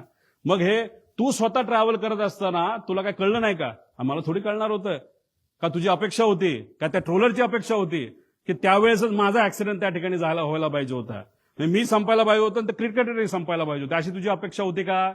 हे असले थर्ड क्लास पैसे घेऊन काम करणारे ट्रोल हे कोणाचे आहेत याचा मी अभ्यास करायला लागलो. हे आहेत एका फार मोठ्या बीजेपी पक्षातले सगळे प्रमुख नेत्यांचे. ह्याच्यामध्ये देवेंद्र फडणवीस साहेबांना या बाबतीतली माहिती नसावी असं मला तरी त्या ठिकाणी वाटतं. पण देवेंद्र फडणवीस साहेबांना मला सांगायचंय, लोकांना प्रश्न पडायला लागलेला आहे. मी अजितदादांच्या घातपातचा मुद्दा तिथं मांडतोय, पण मला ट्रोल हे बीजेपीचे ट्रोलर का करायला लागलेत? आणि तो सुद्धा हा काही छोटा ट्रोलर नाहीये, हा फार मोठा ट्रोलर आहे. आणि हा एकदा एखादी ट्विट टाकली नाही तर मेसेज टाकला की हे जे बगल बच्चे जे आहेत पैसे घेऊन काम करणारे, हे सुद्धा त्या ठिकाणी रिट्वीट करतात आणि रिट्वीट माहिती करतात. आणि अजून एक मी आत्मविश्वासाने सांगतो, आणि काही लोकांकडे ते पुरावे आहेत, ह्याच माणसाली 2 दिवस आधी 28 तारखेच्या 2 दिवस म्हणजे ऍक्सिडेंटच्या 2 का 3 दिवस आधी एक अशी ट्विट केली होती आणि ती 7.5 मिनिटांनंतर त्यांनी डिलीट केली. आणि त्या ट्विटमध्ये दिलं होतं पुढच्या 2 दिवसामध्ये एक अशी घटना घडणार आहे, त्याच्यामध्ये महाराष्ट्राच्या राजकारणामध्ये खूप मोठा भूकंप येऊ शकतो, असं काहीतरी त्या महाशयाला लिहिलं होतं. ह्याच्याबद्दलचे पुरावे आमच्याकडे आहेत, आम्ही ते घेतोय. पण हा कोण आहे हा? आणि हे जे आहेत ना सगळे हे ट्रोल करणारे, हे सगळे कोण आहे? कुठलं आहे? अहिल्यानगर, हे सगळे बीजेपीचे ट्रोलर्स आहेत सगळे. त्यांचे ते पेजेस काढतात, पैसे देऊन काम करणारे लोक आहेत सगळे. आता हिथं तर मी काय बोललो आणि देवेंद्र फडणवीस साहेब काय बोलले? साहेब, देवेंद्र फडणवीस साहेब, याच्यामुळे आता लोकांना वेगळी शंका त्याच्यामध्ये यायला लागली. रोहित पवार भावनेच्या भरामध्ये मुद्दे मांडतोय, टेक्निकल मुद्दे, अराजकीय बोलतोय, पण भाजप मला ट्रोल करते. मग ट्रोल करायचं कारण काय, असा प्रश्न आता लोकांना त्याच्यामध्ये पडायला लागलेला आहे. त्यामुळे तुम्ही तुमच्या होम मिनिस्ट्रीचा वापर करून, आता या ठक्करला तर आम्ही काही सोडणार नाही, समित का कोण आहे त्याची माहिती आम्ही काढल्याशिवाय राहणार नाही. पण असे जे ट्रोल आहेत हे आज मला ट्रोल का करतायत, एक परसेप्शन करण्याचा प्रयत्न करतायत की मला वेळ लागलाय. हो, प्रेमापोटी मला वेळ लागले, पण वेळ दोन्ही गोष्टीचं असतं. एक वेळ जे तुला लागले पैसे घेऊन काम करायला, आणि मला माझ्या काकाला काय झालं, माझ्या दादाला काय झालं हे शोधण्याचं वेळ मला लागलंय. आणि हे मला फक्त एकट्याला लागलं नाही, महाराष्ट्रात तमाम जनतेला त्या ठिकाणी लागलंय. त्यामुळे अशा पद्धतीने माझं ट्रोलिंग तिथं केलं जातंय. आणि काही महाशय कॅश बॉक्सवाले, त्याचं नाव वेगळं असेल, त्यांनी सुद्धा आता आम्हाला ट्रोल करायला सुरुवात केली. काय हरकत नाही, तुला किती पैसा वापरायचा वापर, कारण तुमच्याकडे पैसेवाले लोक आहेत, आमच्याकडे स्वाभिमानी मराठी माणसं आहेत. आणि त्या लोकांना आम्हाला सांगायचं आहे की ठीक आहे, तुम्ही मला पाण्यात बघता का काय, पण एक समजून घ्या, माझे आजोबा फार मोठे आहेत, माझे काका मोठे होते, आणि मी रोहित पवार आहे, आणि मी या महाराष्ट्राचा स्वाभिमानी नागरिक आहे. आणि माझ्याबरोबर दादांची एन्क्वायरी करण्यासाठी मागणी करणारे महाराष्ट्राचे तमाम स्वाभिमानी नागरिक आहेत. हे असे चिरकुट पैसे घेऊन काम करणारे ट्रोल या ठक्कर का कोण आहे त्यासारखे नाहीत. त्यामुळे हे लोक मला ट्रोल करतात, याच्यावरून लोकांना आता वेगळ्या शंका यायला लागलेल्या आहेत. पुढं बाळ झालं ना, काय राहिलं का? हा, या पुढं. अरे पुढं घे ना, काय राहिलं काय? हो, आधार कार्डची माहिती. म्हणजे आता बघा, मी इथं मरमरून मीडियाचा वापर, मीडियाच्या चांगल्या पत्रकारांचा उपयोग करतो, काय अधिकारी काय माझी आहे, आणि माझा वेगळा वेगळा सोर्स आहे, अमेरिकेत इकडं तिकडं सगळी माहिती आम्ही काढतोय. मला माहिती मिळायला केवढी अडचण आहे बघा. पण आता मी ज्या विमानाने ट्रॅव्हल केलं, ज्या सेलिब्रिटी बरोबर मी ट्रॅव्हल केलं, त्या विमानात ट्रॅव्हल करताना जी इन्फॉर्मेशन, जे आमचे डॉक्युमेंटेशन प्रूफ हे एअरपोर्ट अथॉरिटीला आम्ही देत असतो विश्वासाने, की हा आमचे प्रूफ आहे, हो आम्हीच ते आहोत, हे आम्ही विश्वासाने तिथं देत असतो. ती सगळी माहिती या ट्रोलरला दिली जाते. एअरपोर्ट अथॉरिटीचं असं कोण आहे का एअरपोर्ट अथॉरिटीचे लोक ट्रोलरला माझ्याबद्दलची माहिती देण्यासाठी तिथं करतात? सगळी माहिती, फक्त माझी नाही, त्या सेलिब्रिटी क्रिकेटरची सुद्धा माहिती दिली. अरे लाजबीज वाटते का नाही? मग आम्ही कष्ट करून माहिती काढतो आणि या ट्रोलरला फुकटात माहिती तिथं जर मिळत असेल तर याच्या मागे वेगळी अजून शक्ती आहे का, असा सुद्धा प्रश्न इथं निर्माण झाल्याशिवाय राहत नाही. आणि मग हे एअरपोर्ट अथॉरिटी असू शकतं, VSR असू शकतं, काय म्हणजे आम्ही इथं वेगळी इन्फॉर्मेशन मागतोय आणि आमच्या ट्रोलरला कुणीतरी ऑथेंटिक आणि सिक्रेट इन्फॉर्मेशन हे ट्रोलरला, ते सुद्धा भाजपच्या ट्रोलरला दिली जाते. याच्यावरनं शंका 100% आता आमच्या मनामध्ये त्या ठिकाणी निर्माण व्हायला लागली. पुढे आता हु इज श्वेता सिंग, याचा थोडासा अभ्यास करावा. थोडक्यात तुम्हाला सांगतो, या आपल्या महाराष्ट्राच्या सुनबाई होत्या, आता नाहीयेत, त्या DGCA मध्ये काम करतात. फार मोठ्या फॅमिलीमध्ये त्यांचं लग्न झालं होतं आणि आज जो सत्तेत पक्ष आहे मोठा, त्याच्या निगडीत असणारे हे कुटुंब होतं. त्या कुटुंबामध्ये फार भावनिक गोष्ट झाली, ती कधीच आपण विचार करू शकत नाही, याचा अंदाज तुम्हाला आहे. आणि ह्या आज त्या DGCA मध्ये बसून त्यांच्या कॉन्टॅक्टचा वापर करून हे फार मोठ्या प्रमाणात तिथे एक रॅकेट चालवतात. आणि त्या ज्या मगाच्या अपूर्वाचं नाव घेतलं त्या एअर इंडिया आपलं जेटमध्ये होत्या, या सुद्धा जेटमध्ये होत्या आणि ह्यांनीच त्यांना त्या समितीमध्ये टाकलंय असं आमचं मत आहे. यांचा रिसर्च, तुम्ही जर रिसर्चवाले पत्रकार असाल तर त्या करा, पण आमच्या या इन्व्हेस्टिगेशनमध्ये, नाही हे इन्व्हेस्टिगेशन चालू असताना श्वेता सिंगला तिथं ठेवू नका अशी आमची जाब मागणी आहे. कारण या वेल कनेक्टेड आहेत आणि ह्यांचा संपर्क फार वरच्या लेवलला पोहोचलेला आहे. त्यामुळे या व्यक्तीला त्या DGCA मध्ये न ठेवणं हे महत्वाचे. आणि चौकशी समितीबद्दल मी तुम्हाला काय गोष्टी सांगितलं आणि CBIची चौकशी केली जाते, CID आहे, पण CIDचा रिपोर्ट कुठे आहे? CID आतापर्यंत काय केलं, कुठला CCTV घेतला, हे रिपोर्ट येणं महत्वाचं आहे. सांगा ना तुम्ही लोकांना, पब्लिकला येऊन आतापर्यंत आम्ही हे केलं ते केलं, आणि त्या पद्धतीने माहिती लोकांपर्यंत यायला काय हरकत आहे? CBIची मागणी करत असतील तर त्याचा अर्थ दिल्लीकडे त्यांनी त्या ठिकाणी बघितलं असावं. दिल्ली आता CBI आणि बाकी एजन्सीला घेतलं तर हे होऊ शकतं. आता ह्याच्यामध्ये बाकी आहेत. आता भारताकडे सरकारी विमान आहे 2004चं, हे 10चं होतं पडलेलं, 4चं सायटेशन XLS. आता हे विमान असून बंद पडले, वापरत नाहीत. आणि याचे 2 जे पायलट आहेत ते नुसते निवांत बसून असतात. आणि अजितदादांच्या बुकिंगमध्ये जो ग्रुप मी तुम्हाला सांगितलं एरोचा, त्याच्यामध्ये सुद्धा हे पायलट आहेत, सरकारी पायलट आहेत पगारावर, हे सुद्धा त्या ग्रुपवर आहेत. पूर्वी एक पायलट होते, ते रिटायर झालेत, त्यांचं नाव मला आठवत नाही, काय रे नाव काय असेल, ते स्वतः कर्वे म्हणून होते, स्वतः तिथं जायचे. समजा CM चाललेत, DCM चाललेत, मंत्री चाललेत, कर्वे साहेब स्वतः जायचे, सगळं चेक तिथं करायचे. पण हे महाशय नुसते ग्रुपमध्ये दोघं पदं घेतलीत, मोठा पगार त्यांना चालू आहे, पण एकदा सुद्धा ते साईटवर त्या ठिकाणी जात नाही चेक करायला की विमान नीट आहे का नाही. तर हे कोण अधिकारी 2, ते शर्मा आणि अजून कोणतरी जे महाराष्ट्र सरकारमध्ये काम करतात, त्यांची माहिती काढणं त्या ठिकाणी महत्वाचं आहे असं आमचं मत आहे. आणि एरो नावाची कंपनी ज्याने त्या पवार जो होता त्याला जे सांगितलं होतं वेदर इज ऑल ओके, त्याचं तुम्ही केलं काय? एरो कंपनीचा धंदा चालू आहे, विमानाचा धंदा चालू आहे, VSRचा धंदा चालू आहे. मग दादांच्या बाबतीत जे काय सांत्वन, जे काय दुःख आहे, हे फक्त राजकीय भूमिका आहे का? आम्ही इथं हळहळ करतोय पण बाकी सगळ्या गोष्टी चालू आहेत. मग जे चाललंय ते सुपरफिशियल आहे का, दाखवण्यासाठी आहे का, त्यात राजकारण आहे का, असा प्रश्न आता आम्हाला निर्माण व्हायला लागलाय. आणि आम्ही जर हे मुद्दे घेतले नसते तर इन्व्हेस्टिगेशन कुठल्या दिशेला गेलं असतं? मीडियाने हे मुद्दे घेतले नसते तर इन्व्हेस्टिगेशन भरकटलं असतं. आणि लोकांच्या मनामध्ये एक तीव्र इच्छा आहे की काय झालं हे कळलं पाहिजे. म्हणूनच तुमच्या मदतीने, मीडियाच्या मदतीने आज जे काय चाललंय ते राईट डिरेक्शनला चाललंय. आणि जे चुकतायत त्यांना कुठेतरी कान तुम्ही सर्वजण, आपण सर्वजण धरतोय असं आपल्याला म्हणावं लागेल. आणि हे जे मी बोललो लग्न हे ते जे काय आहे, तर ते जे केंद्रीय मंत्री आहेत जे एव्हिएशनचे, आतापर्यंत तुमच्याकडनं प्रायमरी रिपोर्ट तिथं आला नाही. आणि रोहित सिंगच्या लग्नामध्ये तुमचेच जर प्रमुख नेते रोहित सिंग जो VSRचा मालक आहे त्याच्या लग्नाला 1.5-2 वर्षापूर्वी जात असतील तर मग आम्ही कशी अपेक्षा करू की तुम्ही ट्रान्सपरंटली ह्याच्यामध्ये इन्व्हेस्टिगेशन कराल. आणि असं जर तुम्ही सरळ सरळ स्टेटमेंट देत असाल की VSR कंपनीची काय चूक नाही, तर मग आमची पहिली मागणी असेल की हे इन्व्हेस्टिगेशन होऊस तर हे जे मंत्री आहेत टीडीपीचे त्यांना वेगळी जबाबदारी द्यावी, पण या जबाबदारीवरनं म्हणजे या पदावरनं त्यांना त्या ठिकाणी लगेचच्या लगेच काढण्यात यावं अशी आमची त्याच्यामध्ये मागणी आहे. कारण का ह्याच्यामध्ये बरेच काही गोष्टी लिंकिंग त्यांचा असल्यामुळे इन्व्हेस्टिगेशन हे नीट होऊ शकत नाही अशी आमची भूमिका आहे. या मंत्र्यांची ह्याच्यामध्ये चूक आहे नाही तर कुठे इन्व्हॉल्ड असेल असं आम्ही म्हणत नाही या घातपातात, पण व्हीएसआरला तुम्ही वाचवत आहात असं कुठंतरी एक चित्र आता या ठिकाणी निर्माण झालेलं आहे. पुढे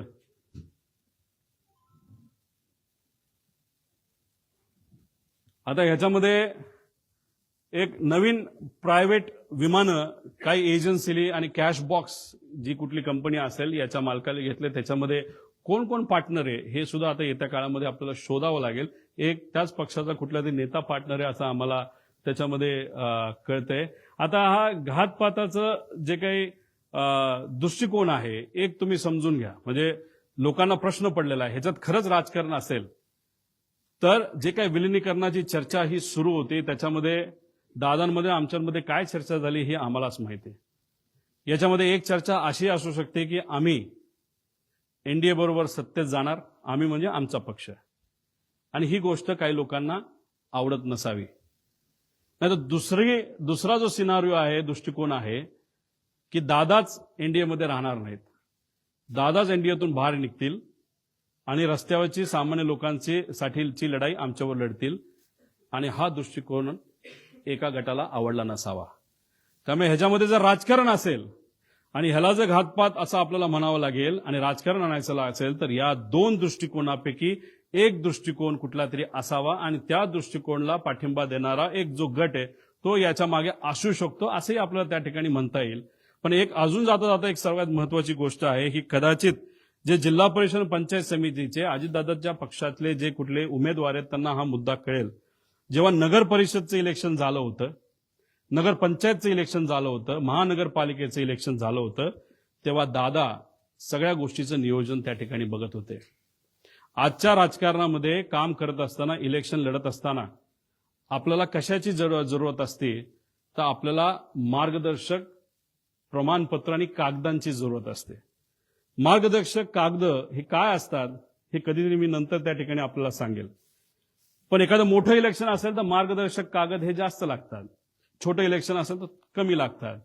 पण दादांचा हा अपघात होण्यापूर्वी सगळं नियोजन हे दादा करायचे, पण त्या कागदांचं मार्गदर्शक जे कागद आहेत त्याचं डिस्ट्रीब्युशन हे दुसरा कुठला तरी नेता करायचा. 28 तारखेला असंही आम्हाला कळतंय, आता कळतंय म्हणून आम्ही सांगतोय की या जिल्हा परिषद पंचायत समितीच्या इलेक्शनचं या मार्गदर्शक कागदांचं योग्य असं नियोजन त्या ठिकाणी झालं होतं आणि निर्णय असा झाला होता 200 पट ताकद या मार्गदर्शक कागदांच्या माध्यमातून इथं लावली जाणार. सगळं ठरलं, सगळं झालं. दुर्दैवाने 28 ची घटना त्या ठिकाणी घडली आणि आम्हाला असं कळतंय की दादा नसताना या 200 पट ताकद जी लावली जाणार होती मार्गदर्शक कागदाच्या माध्यमातून, फक्त 50 पटच ताकद त्याच्यामध्ये लावली. 150 पट ताकद कमी लावल्यामुळे सुद्धा ते जे उमेदवार आहेत ते कुठेतरी काही गोष्टींच्या बाबतीत कमकुवत पडले आणि एकटे पडले दादा नसताना, अशी ती चर्चा आहे. त्यामुळे 150 पट ताकद का कमी लावली आणि कुणी लावली ह्याच्यामध्ये सुद्धा आपल्याला त्या ठिकाणी खोलात जावं लागेल. असे अनेक आहेत आणि मी काय राजकारण करतो असं नाही, आजपर्यंत राजकारण करत असलो असतो, जे बोललो ते खोटं निघालं असतं, पण जे मुद्दे मांडले, कारण शेवटी इन्व्हेस्टिगेशन करत असताना टेक्निकल इन्व्हेस्टिगेशन इज इम्पॉर्टंट आणि त्याच्याच बरोबर जर क्रिमिनल इन्व्हेस्टिगेशन आपण करतोय तर त्याच्यामध्ये एक दिवस आधी काय घडलं, एक महिना आधी काय घडलं, कोण कोणाला भेटलं, नंतर काय घडलं, कोण कसं वागतंय, कोण किती भावनिक आहे, कोण कुठल्या विषयामध्ये एखाद्या महत्वाच्या विषयामध्ये चर्चा करत असताना कोण कुठल्या भावनेतून त्या ठिकाणी बोलतोय, हे सगळ्या गोष्टी जर आपण बघितल्या तरच त्याला राईट इन्व्हेस्टिगेशन आपण म्हणू शकतो. त्यामुळे आमची मागणी आहे की याच्यात क्रिमिनल इन्व्हेस्टिगेशन सुद्धा त्याच्यामध्ये त्या ठिकाणी व्हावं आणि टेक्निकल इन्व्हेस्टिगेशन तर व्हावंच, पण टेक्निकल इन्व्हेस्टिगेशन मध्ये काय चुका आहेत हे मी तुम्हाला आधी सांगितल्यामुळेच याच्यामध्ये मोठे रिस्ट्रक्चरिंग करण्याची त्याच्यामध्ये त्या ठिकाणी जरूरत आहे. पुढे आता याच्यामध्ये काही इतर मागण्या आहेत ज्यांना मी या परिवाराला भेटलो, कपूरच्या परिवाराला मी भेटू शकलो नाही, पण शांभवी पाठक यांच्या परिवाराला मी भेटलो. त्यांची एक व्यक्तिगत मागणी आहे जी सत्तेतले लोकच पूर्ण करू शकतील. कृपा करून त्या पाठक परिवाराला, सत्तेतल्या काही लोकांना थोडा वेळ काढून त्यांना भेटणं महत्वाचं आहे, त्यांची मागणी समजून घेण्यासारखी आहे आणि दिल्ली गव्हर्नमेंटच्या माध्यमातून त्यांची ती मागणी पूर्ण होऊ शकते. म्हणून मी आपल्या माध्यमातून त्या लोकांना जे सत्तेत आहेत त्यांना विनंती करतो. विदीप जाधव यांच्या मुलांचं शिक्षणाची जबाबदारी आम्ही घेतली, तो विषय तिथं संपलेला आहे. पण त्याच्याचबरोबर त्यांच्या पत्नी या ठाणे महानगरपालिकेमध्ये कॉन्ट्रॅक्टवर काम करतात. एकनाथ शिंदे साहेबांना आम्ही भेटूच, पण या प्रेस कॉन्फरन्सच्या माध्यमातून त्यांच्या नेत्यांना आणि एकनाथ शिंदे साहेबांना आणि श्रीकांतभाऊ शिंदेंना मी विनंती करतो की त्यांना परमनंट जर आपल्याला करता आलं या संवेदनशील विषयाच्या माध्यमातून, ते फार महत्वाचं त्या ठिकाणी ठरू शकतो. पिंकी माळी यांचा भाऊ यांना कॉन्ट्रॅक्टवर आम्हाला एका ठिकाणी नोकरी देता आली, जेवढं जमलं तेवढं.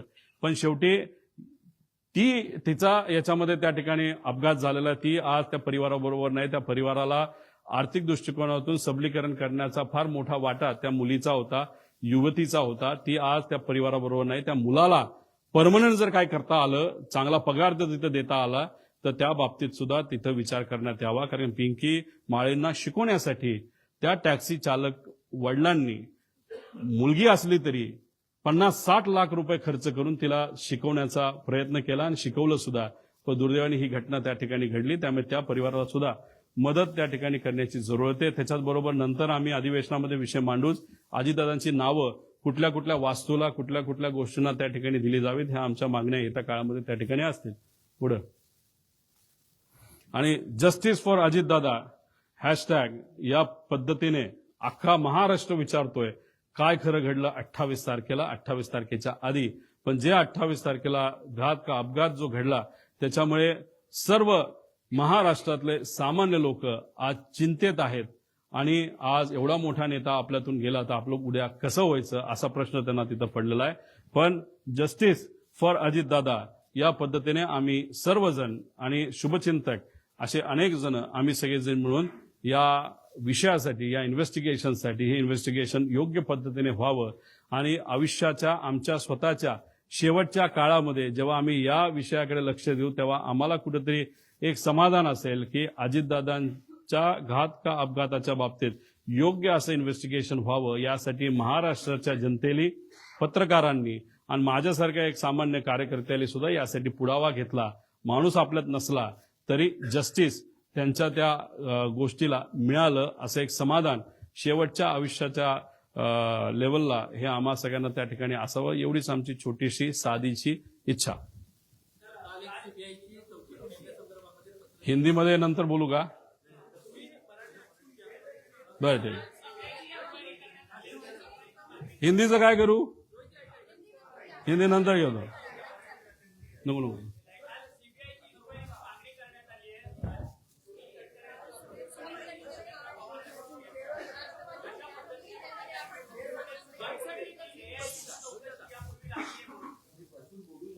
हे बघा,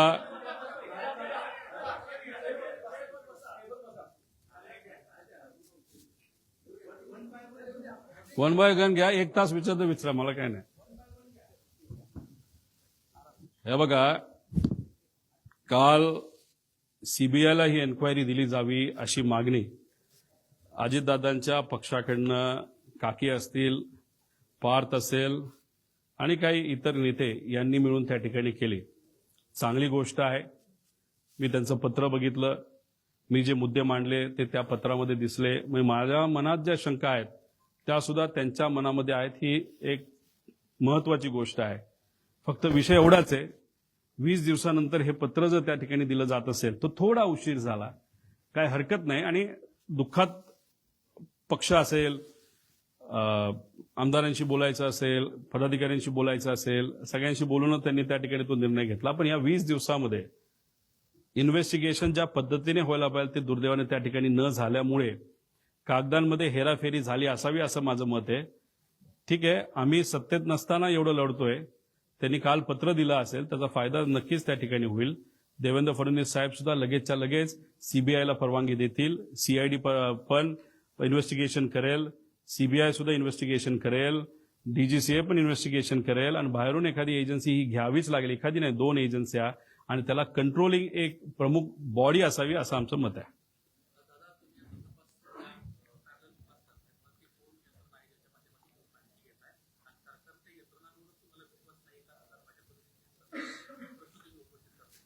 काल ज्या रिपोर्टचा तुम्ही उल्लेख मगाशी केला की तो DGCA कडनं तिथं आला होता, त्याच्या मॉडेल विमानाच्या मॉडेलमध्ये चूक झाली आहे, त्याच्याच बरोबर विमान रजिस्ट्रेशनमध्ये चूक झालेली आहे.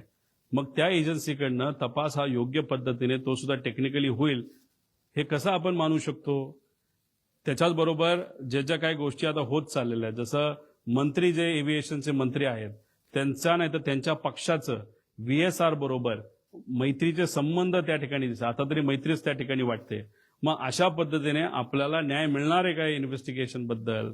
आणि ज्या पद्धतीने इन्व्हेस्टिगेशन चालली म्हणजे CIDचा अजूनपर्यंत रिपोर्ट आला नाही, प्रिलिमिनरी रिपोर्ट आतापर्यंत यायला पाहिजे तो अजूनपर्यंत मिळाला नाही. मग का उशीर लावला जातोय. आणि हे करत असताना मालकच अमेरिकेत जाऊन जर बसत असेल तर शंका घेण्यासारखंच आहे. आणि आम्ही कुठून कशी माहिती काढली, आम्ही पण आमचे सोर्सेस त्या ठिकाणी ठेवलेत. आमच्याकडे पण ज्या माहिती आहेत त्या सुद्धा आम्ही काय आमच्याच घरी नाही तर ऑफिसमध्ये ठेवतो असं नाही, आम्ही 4-5 लोकांकडे त्या ठिकाणी ठेवत असतो. आणि माझ्याबरोबर जी टीम करते त्यांना सुद्धा माहित नाही की आम्ही ते कुठे ठेवत असतो. आणि फक्त ही अर्धवट आतापर्यंत आलेली ही अर्धी माहिती आहे. माझ्याकडे अजून बरीच माहिती आहे जी डिटेलमध्ये आहे. ती माहिती उद्या परवा आम्ही आणू शकतो. फक्त आमची इच्छा आहे की आम्ही एवढं प्रेझेंटेशन केल्यानंतर इन्व्हेस्टिगेशन सुद्धा तेवढंच खोलात त्या ठिकाणी गेलं पाहिजे. पण आता हे सरकार इन्व्हेस्टिगेशन करते नाही करतं मला माहित नाही, पण लोकांनी आपापल्या लेवलला इन्व्हेस्टिगेशन त्या ठिकाणी सुरू केलेलं आहे.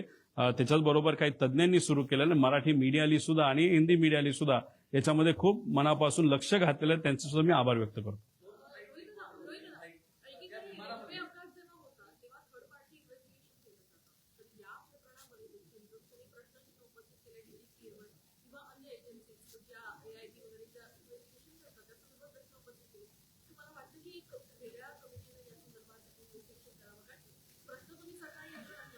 शंभर टक्के CBI घ्यायची असेल तर घ्या. CID घेतलीच आहे ती ठीक आहे. त्याच्याबरोबर DGCAची आहे, त्यांची इंटरनल इन्व्हेस्टिगेशन एजन्सी, हरकत नाही. पण भारताच्या बाहेरच्या 2 एजन्स्या तुम्ही घ्याव्यात. आणि ह्या सगळ्या एजन्सीला रिपोर्ट करण्यासाठी नाही तर रिपोर्ट ज्यांना केलं पाहिजे त्याला एक कमिटी फॉर्म करा. त्या कमिटीमध्ये मी जसं सांगितलं महाराष्ट्रात विरोधी पक्ष नेता नाही तर त्यांचा घेता आला असता, पण देशाचे विरोधी पक्ष नेता तुम्ही घ्या. त्याच्याच बरोबर काही माजी चांगले अधिकारी तुम्ही घ्या, माजी जजेस तुम्ही घ्या, अजितदादांच्या पक्षातले काही लोकांना तुम्ही घ्या आणि काही चांगले तज्ज्ञ त्याच्यामध्ये तुम्ही घ्या. आणि ह्या कमिटीला हा रिपोर्ट सादर केला पाहिजे. कमिटीच्या मनामध्ये जे प्रश्न आहेत ते त्या एजन्सीला पण विचारण्याची संधी त्या ठिकाणी दिली गेली पाहिजे. त्यामुळे अशा पद्धतीने पारदर्शक हा तपास व्हावा अशी आमची त्याच्यामध्ये मागणी. पण आज ते होताना दुर्दैवाने त्या ठिकाणी दिसत नाही. VSRला पाठबळ दिलं जातं. जर खरंच तुमच्याकडे सत्ता आहे ना, त्या सत्तेचा वापर करून VSRला आत्ताच्या आत्ता कुलूप लावण्याची धमक अजितदादा आज असते आणि त्यांच्या परिवारामध्ये नाही तर त्यांच्या कुटुंब त्यांच्या राष्ट्रवादी परिवारामध्ये जर एखादी अशी घटना घडली असते, दादा जर आज असले असते, दादा म्हणले असते राजकारण बाजूला, आत्ताच्या आत्ता ही VSR बंद करा, ही दादाची धमक होती. ती धमक मात्र आज सत्तेत असणाऱ्या लोकांकडनं दिसावी अशी लोकांची आणि आमची अपेक्षा आहे.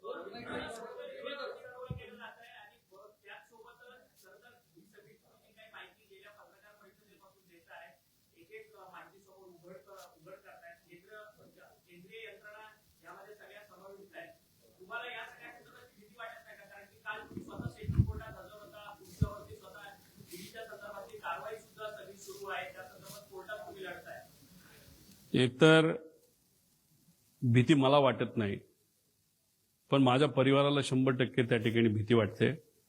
एवढ्या मोठ्या लोकांना जर तो अंगावर घेत असेल, त्याच्याच बरोबर एवढी मोठी लोक जर कुणी असेल, कारण ही घटना घडवायला फार मोठे लोक त्याच्या मागे असू शकतात, नाही तर लागतील.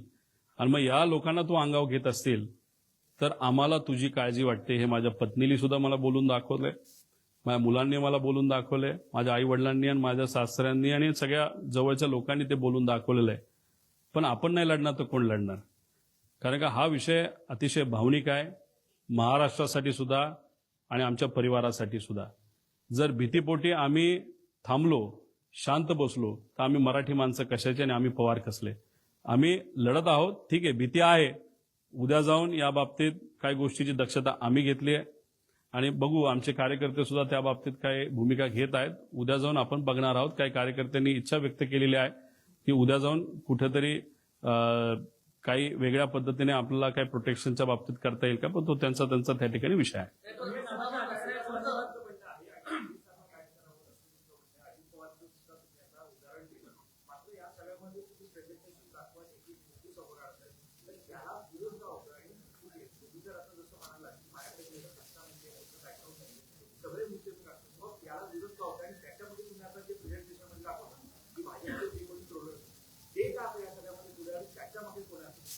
नाही, कोण आहे नाही आहे माहित नाही, पण एक आहे, का मला विरोध करतात ह्याला मला सांगता येणार नाही, पण माझा विरोध करतायत, मला ट्रोल करतायत, याच्यामुळे मात्र शंका आता वाढायला लागलेली आहे. त्यामुळे शंका नक्कीच वाढत चाललेली आहे. त्यामुळे जर मोठ्या नेत्यांना माहित नसेल त्यांचे ट्रोलर अशा पद्धतीचे पराक्रम करतायत, डोकं न वापरता का आदेशाने मला माहित नाही, त्यांना जरा खाली आदेश त्या ठिकाणी दिले पाहिजे, कारण ट्रोल करून फालतू काहीतरी करतायत. तू कशाला विमानाला गेला होता? थोडी मला माहित होतं की ते विमान कसं आहे, आणि ते विमान चालवायला आलं असतं तर मीच उडवत गेलो असतो ना. त्यामुळे असले फालतू काहीतरी विषय म्हणजे बिना मेंदूचे हे सगळे ट्रोलर आहेत. पण ते आज एका मोठ्या पक्षाचे ट्रोलर आहेत, ऑफिशियल ट्रोलर आहेत. आणि त्याच्याच बरोबर त्या व्यक्तीने 2 दिवसाच्या आधी एक अशी ट्विट केली होती, जे मला कळालं ती 2 जणांकडे आहे, ते मला देत नाहीत पण ते देतील, की त्याच्यामध्ये त्यांनी दिलं की 2 दिवसामध्ये एक फार मोठा भूकंप या महाराष्ट्रामध्ये राजकीय दृष्टिकोनातून होईल, अशी काहीतरी त्या ठक्कर नावाचा का कोण येतो त्याची ती ट्विट होती. खरंच मग काय ना काहीतरी शंका मनामध्ये आल्याशिवाय राहत नाहीत.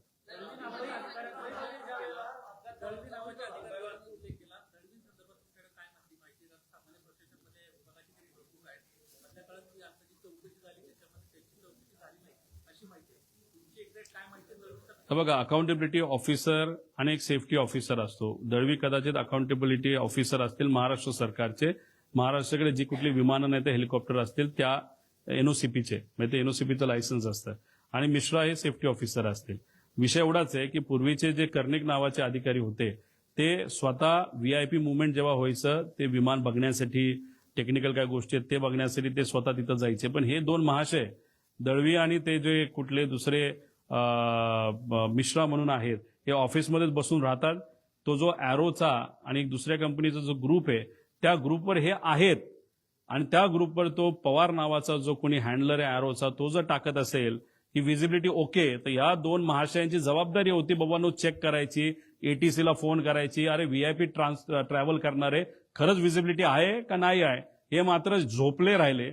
मग तुम्ही पदावर असाल, तुम्ही सरकारचा या लोकांच्या कष्टाचा टॅक्सचा पैसा घेऊन तुमचं घर चालवत असाल, तर या विषयासाठी तुम्ही सुद्धा जबाबदार आहेत. त्यामुळे त्यांना सुद्धा जबाबदार धरलं पाहिजे, एरोला जबाबदार धरलं पाहिजे, व्हीएसआरला जबाबदार धरलं पाहिजे, आणि जे काही सिंग वगैरे हे जे काही नावं मी सांगितलेले त्या सगळ्यांना जबाबदार धरण्याची जरूरत आहे.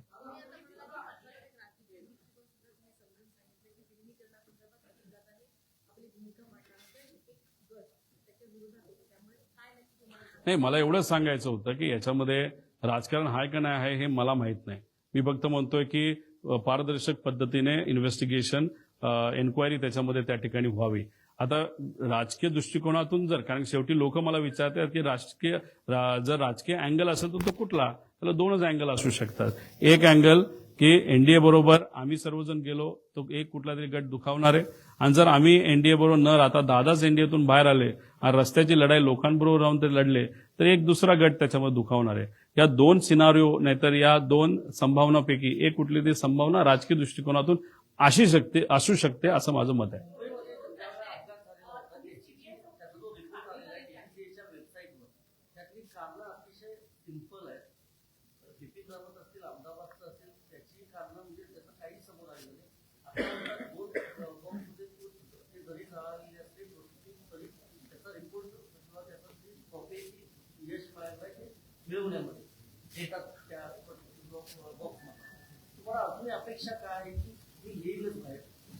नाही आलं तर आम्ही काय सोडणार आहे का? आम्ही कुठून ना कुठेतरी माहिती त्या ठिकाणी काढू ना. आणि शेवटी काय आहे की अधिकारी काय सगळेच खराब असतात नाही ना, असं नाही ना. काही चांगले अधिकारी आहेत, चांगले पत्रकार आहेत, काही माजी अधिकारी त्या कंपनीमध्ये काम केलेले पायलट आहेत ते चांगले आहेत, ते त्या ठिकाणी स्वतः इन्व्हेस्टिगेशनला तिथं लागलेले, त्यामुळे माहिती बाहेर येणार आहे.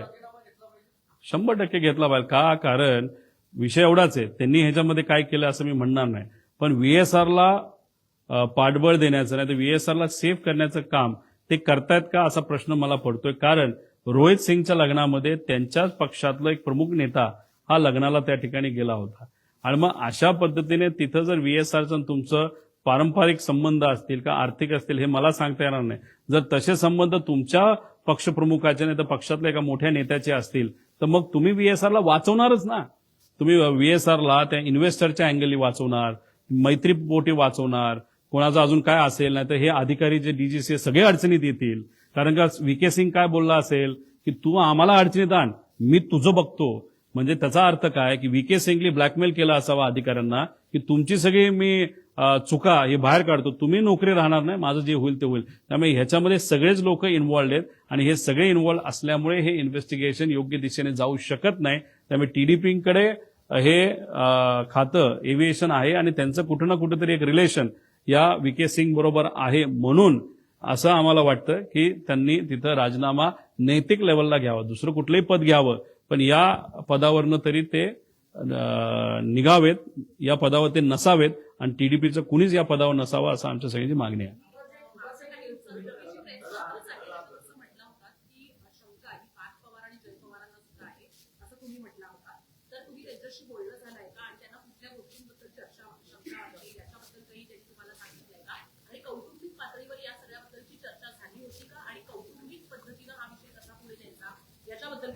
पार्थ आणि जय बरोबर 13 दिवसात मी बोललो. 13 दिवस झाल्यापासून आजपर्यंत अजूनपर्यंत आम्ही बोललेलो नाही.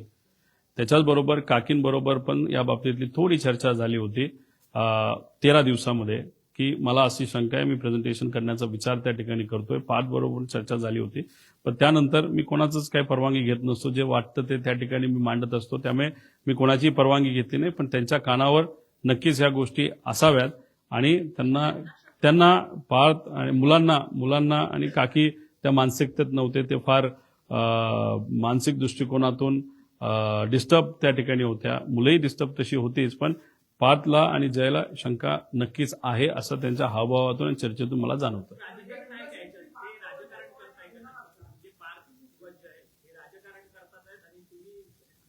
एक तुम्ही समजून घ्या की काकींच्या बाबतीत बोलायचं झालं तर त्या राजकारणी नाहीयेत. आता त्या राजकारणामध्ये ऍक्टिव्ह लेवलला आलेल्या त्या समाजकारणी आहेत. आणि पार्थ आणि जय ठीक आहे, पार्थ एकदा इलेक्शनला उभा राहिला असेल, पण ते झाल्यानंतर तो तसा ऍक्टिव्ह राजकारणामध्ये नाहीये. त्यामुळे राजकारण काय असतं हे त्यांना समजायला वेळ त्या ठिकाणी जाणार आहे. त्यामुळे मग जेव्हा अशी परिस्थिती असते तेव्हा आपण साहजिकच आहेत आपल्या पक्षामध्ये जे अनुभवी नेते आहेत, ज्यांनी दादांबरोबर त्या ठिकाणी काम केलंय राजकीय निर्णयासाठी, जसं शपथविधी घेण्यासाठी, मग अजून काय करायचं ह्याच्यासाठी आपण त्या पक्षातले राजकीय नेत्यांवर अवलंबून असतो. त्यामुळे हे तिघं आज राजकीय त्यांच्या पक्षातले जे प्रमुख मोठे नेते आहेत त्यांच्यावर राजकीय भूमिकेसाठी अवलंबून आहेत. त्यामुळे ते परिवार म्हणून राजकारण करतात असं मला वाटत नाही. पण ज्या काही घटना घडल्यात त्यांचे जे मार्गदर्शक आहेत त्यांना थोडंसं राजकारणाचं जरा जास्त पडलं का काय अशी शंका लोकांना नक्कीच निर्माण त्या ठिकाणी होते.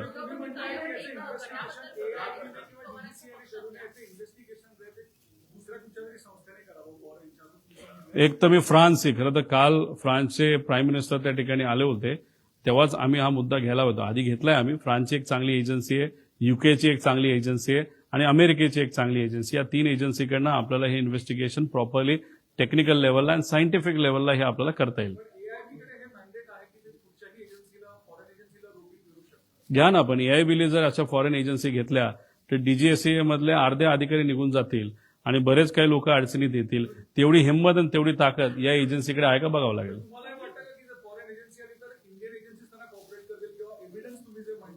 नाही, कॉपरेट नाही केलं तर त्या एजन्सी हे तरी सांगतील हे कॉपरेट करत नाहीत, बस तेवढं काफी आहे. आमचं हेच म्हणणं कॉपरेट होणार नाही आणि त्या एजन्सी आल्यानंतर हेच सिद्ध होईल की हे कॉपरेट करत नाहीत आणि करणार नाहीत.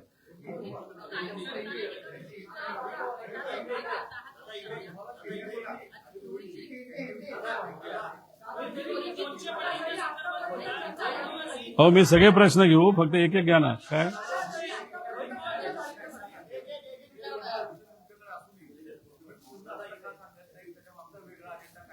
नाही, मी पूर्णपणे ही इन्फॉर्मेशन का देत नाही, कुठले नेते आले होते यांची नावं आहेत, काही लोकांचे फोटो आहेत, कारण मला याच्यात राजकारण आणायचं नाही. पण मी एकच गोष्ट सांगतोय की त्याच्या लग्नाला मोठे मोठे नेते 100% गेले होते.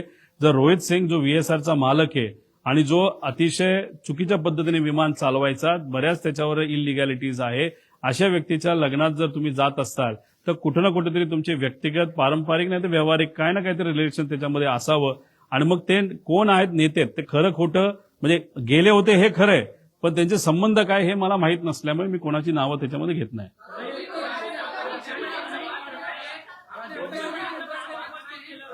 मराठी करतो ना, 5 प्रश्न मराठीत.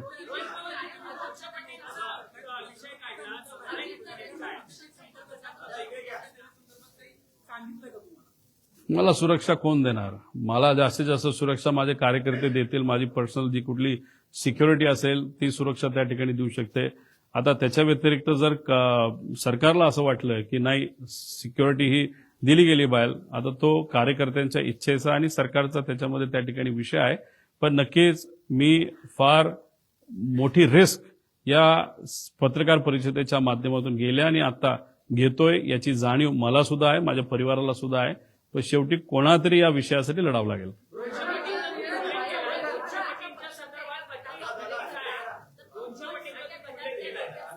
200 पटीबद्दल आणि 50 पटीबद्दल, दादा असताना आणि दादा नसताना, दादा असताना नगर परिषद, नगरपंचायत आणि महानगरपालिकेचे इलेक्शन झाले. त्या उमेदवारांना मी काय म्हणतो हे कळलंय. आज दादा नसताना 50 पटीचं हे जिल्हा परिषद पंचायत समितीच्या उमेदवाराला कळलेलं आहे. त्यामुळे त्यांच्यात काय चर्चा ही फक्त मी बोलून दाखवली. आणि हा विषय मला जो सांगण्यात आला इथून 150 किलोमीटरवर एक कुठला तरी मतदारसंघ असावा, चांगला मतदारसंघ आहे, अशा एका जबाबदार आमदाराकडूनच हा विषय त्या ठिकाणी माझ्यापर्यंत आलेला आहे.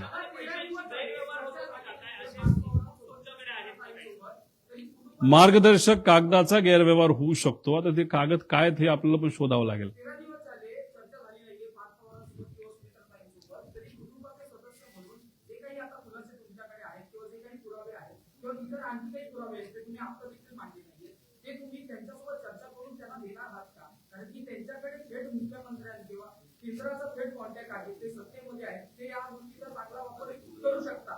मीडिया म्हणून तुम्ही इच्छा व्यक्त करत आहात, पब्लिक म्हणून महाराष्ट्राचे नागरिक इच्छा व्यक्त करतायत, म्हणून ही प्रेस कॉन्फरन्स मी घेतो आणि हे पुरावे त्यांना देतोय. जर त्यांच्या गटाकडनं त्यांच्या पक्षाकडनं तशी इच्छा जर व्यक्त केली गेली तर मी त्यांना सुद्धा माहिती त्या ठिकाणी देईल. पण इच्छा व्यक्त झाल्यानंतर ती माहिती देऊ शकतो. इच्छा व्यक्त झाली नसेल तर मी माहिती कशी देणार?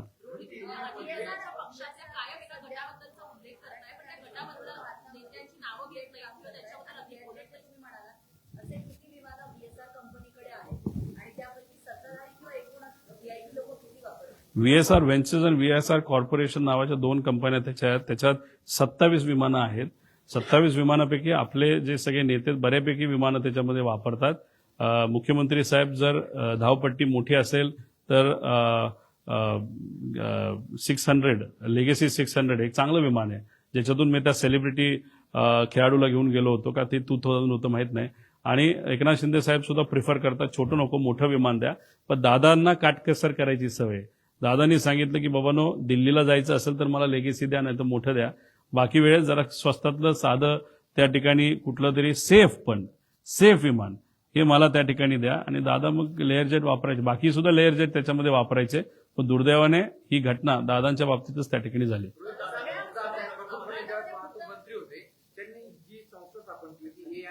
त्याच्यामध्ये तरतूद आहे, तुम्ही ज्या मागण्या केल्या पत्रकार परिषदेने तरतूद केली की बाहेरची एजन्सी जर आपल्याला हायर करायची असली तर त्या संस्थेच्या मार्फत एजन्सीची तपास करत त्याचा सर्व खर्च ही संस्था देत असं त्यांनी म्हटलंय. मग रोहित पवार मागणी करतात. मग सीबीआयला काल जे काही पत्र त्या ठिकाणी सीबीआयचं तपास यंत्रणा सीबीआयला घेण्यात यावं हे जे पत्र त्याच्यामध्ये दिलं, तर तुम्हाला एवढ्या सगळ्या गोष्टींची माहिती असेल तर त्या पत्रामध्ये हे कदाचित त्यांनी ते लिहिलं असेल. आणि लिहिलं नसेल तर का नाही लिहिलं असा प्रश्न त्यांना आपल्याला करता येईल.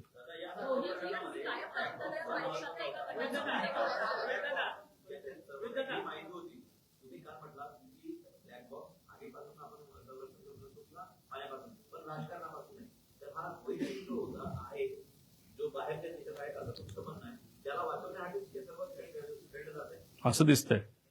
रोहित सिंग, व्हीके सिंग, व्हीएसआर ही कंपनी आणि व्हीएसआर या कंपनीमध्ये 250 कोटीची इन्व्हेस्टमेंट ज्या लोकांनी केली त्या सगळ्या लोकांना वाचवण्याचा प्रयत्न सरकारकडे केला जातोय. म्हणून हे इन्व्हेस्टिगेशन हे योग्य डिरेक्शनली चाललेलं नाही, योग्य दिशेने चाललेलं नाही. याच्यामध्ये बऱ्यापैकी कागदाचा मॅनिप्युलेशन, नाहीतर कागद हे बदलले जातील, त्याचं डॉक्युमेंटेशन बदललं जाईल असं आम्हाला भीती वाटते.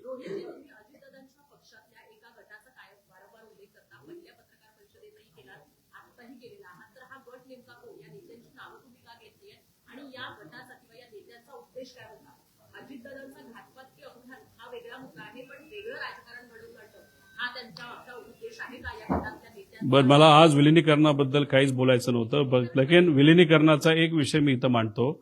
जर हे दोन पक्ष एकत्र आले असते आणि दादांची इच्छा अशी होती की हे पक्ष एकत्रित यावे भावनिक दृष्टिकोनातून, आणि जर ते एकत्र आले असते, विलिनीकरण झालं असतं, तर महाराष्ट्राचा प्रदेश अध्यक्ष हे डॉक्टर अमोल कोल्हे झाले असते. प्रफुल्ल पटेल आणि सुनील तटकरे यांना या सगळ्या प्रक्रियेपासून लाभ झाला होता, कारण 14 नोव्हेंबरला अजित पवारांना अमित शहासोबत भेट घेतली. त्याच्यापूर्वी प्रवराला देखील त्यांची अमित शहासोबत चर्चा झाली आणि त्यांच्या संमतीनंतरच विलिनीकरणाची चर्चा सुरू झाली अशी माहिती समोर येते. नेमकं सत्य काय आहे? नाही, खूप काय आता विलिनीकरणावर या ठिकाणी मी बोलणार नाही, कारण काय होतं की विलिनीकरण हा मुद्दा घेतला तर चर्चा दुसरीकडे त्या ठिकाणी जाते. दुसऱ्या पक्षातल्या काही गटाला विलिनीकरणावर चर्चा करायला लय भारी वाटतं. बरेच प्रेस कॉन्फरन्स बघितले तर त्यात फक्त विलिनीकरण ते त्या ठिकाणी बोलतायत. आम्हीच आहोत जे अजितदादांचा घात का अपघात या विषयावर त्या ठिकाणी बोलतोय. त्यामुळे त्यांना ज्या विषयावर बोलायचंय त्या विषयावर मी बोललंच पाहिजे असं नाही. त्यामुळे आज नाही, आमच्याकडे माहिती खूप आहे. डॉक्टर अमोल कोल्हेंनी सुद्धा या बाबतीत काही स्पष्टीकरण दिलंय, कारण डॉक्टर अमोल कोल्हेच या संयुक्तित राष्ट्रवादीचे प्रदेश अध्यक्ष या महाराष्ट्राचे झाले असते. दादांची इच्छा होती आणि मग ते फार प्रामुख्याने पुढाकार त्या ठिकाणी घेत होते दादांच्या इच्छेप्रमाणे, आणि दादा त्यांच्यावर लक्ष ठेवून होते आणि त्यांना पार्टी ही वाढवायची होती. त्यामुळे अमोल कोल्हेंनी सुद्धा या बाबतीत स्पष्टीकरण दिलंय, ताईंनी दिलंय, शशिकांत शिंदे साहेबांनी दिलंय. ज्यांच्या घरी या बैठका व्हायच्या 13 बैठका झालेल्या आहेत. सीसीटीव्ही कॅमेरा कुठून घ्यायचा हे तुम्हाला त्या ठिकाणी माहिती आहे. तुम्ही ट्रॅफिकचा घ्या, नाहीतर मंत्री लोढा साहेबांच्या घराच्या समोरचा घ्या. तिथं दादा तुम्हाला 13 वेळा वेगवेगळ्या गाडीमध्ये, पण घर एक जयंत पाटील साहेबांचंच, आणि जयंत पाटील साहेबांनी सुद्धा यात स्पष्टीकरण दिलेलं आहे. अजितदादांचे निवडणुकीमध्ये कोणाशी वाद झालेले का? खास करून त्यांच्या पक्षातल्या नेत्यांमध्ये त्यांचे काही वाद वगैरे झाले का? तुम्हाला काय माहिती? काही आमदारांशी तुम्ही बोललात तर ते तुम्हाला नक्की सांगतील, पण आमदारांशी बोलताना सुनेत्रा बहिणी काकी या राष्ट्रीय अध्यक्ष व्हाव्यात यासाठी सगळ्याच आमदारांनी सह्या केल्यात असं नाही, 35 आमदारांनी सह्या केल्यात असं आम्हाला कळतंय. ते 35 आमदार कोण, त्यांच्यातले एखाद्याला तरी विचारलं तर ते स्पष्टपणे तुम्हाला काय गोष्टी सांगतील. आणि सर्वच पदाधिकाऱ्यांनी सह्या केल्यात असं नाही, ठराविक मेजॉरिटी पदाधिकाऱ्यांनी सुनीत्रा काकींसाठी सह्या केल्यात. ज्यांनी सह्या केल्यात त्यांना तुम्ही विचारा, ज्यांनी सह्या केल्याच नाहीत त्या का नाही केल्या, कोणते आमदार आणि कोणते पदाधिकारी, हे खरंच संशोधनाचा विषय आहे. दादांचा वाद झालेला का त्यांच्या पक्षातल्या नेत्यांबरोबर? काय या नाही, तो पक्ष वेगळा आहे. त्या पक्षाबद्दल जास्त बोललं नाही पाहिजे असं मला वाटतं. अमोल कोल्हेंच्या मतदारसंघामध्ये आधी वापरले जात होते आणि दुर्दैवाने आता सुद्धा वापरले जात आहेत. म्हणून मला सीएम साहेबांना सांगायचंय, डीसीएम साहेबांना सांगायचंय, सर्व मंत्र्यांना विनंती करायची, सर्व सेलिब्रिटीला विनंती करायची, व्हीएसआर कंपनीमध्ये मेंटेनन्सचा खूप मोठा घोळ होता. आणि दुर्दैव असं की एवढी मोठी घटना होऊन सुद्धा जर तुम्ही त्या विमानाने ट्रॅव्हल करत असाल तर उद्या जाऊन एखादी दुर्दैवी घटना, आम्ही आमच्या काकाला गमावलेलं आहे, दादाला गमावलेलं आहे, अजून एखादा मोठा नेता नाही तर सेलिब्रिटी, याच्या बाबतीत काय एखादी गोष्ट होऊ नये याची दक्षता डीजीसीएल पण घेतली पाहिजे. म्हणूनच व्हीएसआर चे सगळे फ्लाईट्स हे बंद झाले पाहिजे अशी आमच्या सगळ्यांची मागणी आहे.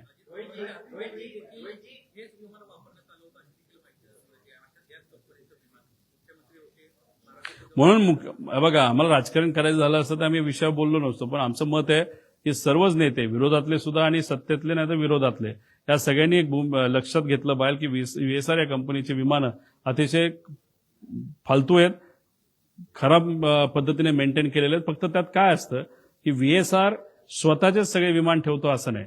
समजा उद्या तुम्ही एखादं विमान घेतलं आणि तुम्हाला तुमच्या एनओसीपीवर घ्यायचं नाही, पण तुम्हाला व्हीएसआरच्या एनओसीपीवर घ्यायचंय, तर तुम्ही स्वतः खर्च करून ते विमान घेऊ शकता आणि ते तुम्ही व्हीएसआरकडे ठेवू शकता आणि व्हीएसआरला जेव्हा केव्हा तुम्हाला पाहिजे तेव्हा ते वापरू शकता. अशा प्रकारची पण त्यांची हाय क्वालिटीची विमानं आहेत जी व्हीएसआरच्या नावाली आहेत. मग ती दुसऱ्याला वापरली जातात का फक्त काही ठराविकच व्हीआयपी लोक ती वापरतात? जर ठराविकच लोक ठराविक पद्धतीचं विमान जर वापरत असतील तर त्यांच्या जवळच्या लोकांचं ते तरी विमान असेल, स्वतःचं तरी विमान असेल, नाही तर काय वेगळं असू शकतं. जसं हैदराबादचा एक बिझनेसमन आहे जो टीडीपी हा जो पक्ष आहे त्या राज्यामध्ये म्हणजे आंध्रामध्ये सत्तेत आहे, तो तिथला जो व्यावसायिक आहे त्याची 2 विमानं व्हीएसआरच्या नावावर आहेत आणि ते कदाचित काही प्रमाणात टीडीपीचे काही लोक वापरत असावेत अशी चर्चा आहे. शेवटचे मराठीचे 2 घेऊ, मग हिंदी घेऊ. दादांच्या पक्षामध्ये एक एक्सपर्ट मिनिस्टर असावं याची कल्पना त्यांना देण्यात आली नव्हती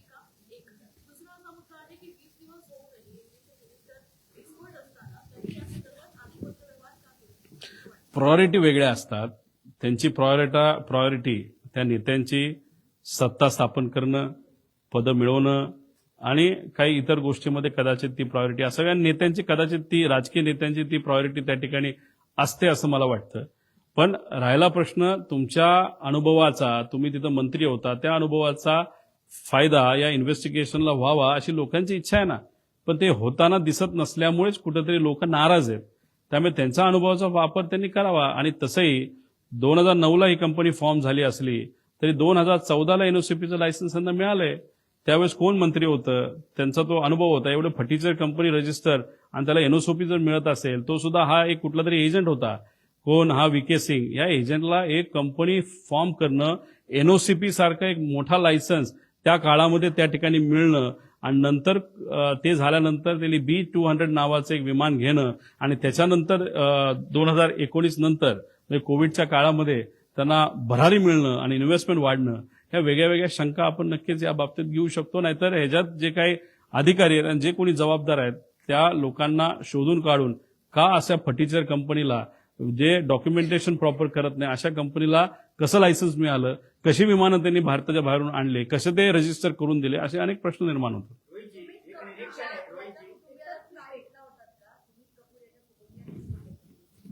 कपूर पायलट या परिवाराला मी भेटलेलो नाही. सुरुवातीपासून त्यांच्यावर थोडीशी शंका होती. एक पुतण्या म्हणून काही प्रमाणात मी नाराज होतोच आणि अशा अनुषंगाने त्या परिवाराला खरं तर भेटायला पाहिजे होतं. सोशल मीडियावर मी त्यांच्या मुलीचं सांत्वन त्या ठिकाणी केलं, पण माझं धाडस नाही झालं त्या अशा ज्याच्यावर मी डाऊट घेतो त्या व्यक्तीला भेटणं. म्हणून त्याला सोडून सगळ्यांना तिथं मी भेटलेलो आहे. एक निरीक्षण असं आहे, महाराष्ट्रातल्या पब्लिक ट्रान्सपोर्टमध्ये फिरताना मुंबईची लोकल असो, एसटी असो, मेट्रो, सगळेजण अजितदादांच्या वरती ज्या बातम्या आहेत ते बघतायत, अजितदादांवरती जे रील आहेत ते बघतायत, धाय मोकलून रडणारे आहेत, मुसमुसून रडणारे. प्रश्न काय? खूप डिस्टर्ब आहे त्या कार्यकर्त्याला, पक्षाच्या दोन्हीकडच्या आणि अजितदादा प्रेमींचे ज्या कार्यकर्त्याचे अजून सदम्यातून सावरलेला नाही, त्याला तुम्ही काय? शेवट सांगतो. तुम्ही काय म्हणता? एकतर ब्लॅक बॉक्स, व्हॉइस रेकॉर्डर ह्या सगळ्या गोष्टींचा तपास होत असताना दादांचा फोन कुठे आहे आणि दादांच्या फोनमधला डेटा हा कधीपर्यंत मिळेल याची काही तुम्ही तपास केलेला आहे का? तो त्यांचा व्यक्तिगत डेटा आहे, व्यक्तिगत माहिती आहे. माझ्या अनुषंगाने त्यांच्या परिवाराकडे ते सर्व फोन असावेत. त्या डेटाचं, त्या माहितीचं, त्या फोनचं, त्या फोनमध्ये असणाऱ्या गोष्टींचं आणि काही महत्वपूर्ण डॉक्युमेंटचं आणि बऱ्याच काही गोष्टीचं काय करायचं तो त्यांचा परिवार त्या ठिकाणी ठरवेल.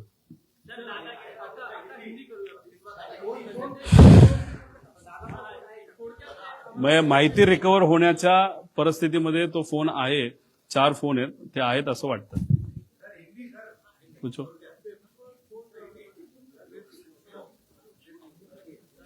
हा म्हणजे हा चांगला प्रश्न आहे.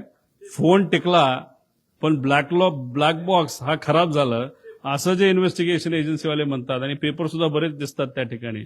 म्हणजे हे खरं तर कालचं स्टेटमेंट त्या एजन्सीचं थोडं डाऊटफुल आणि हास्यास्पद आहे. हिंदी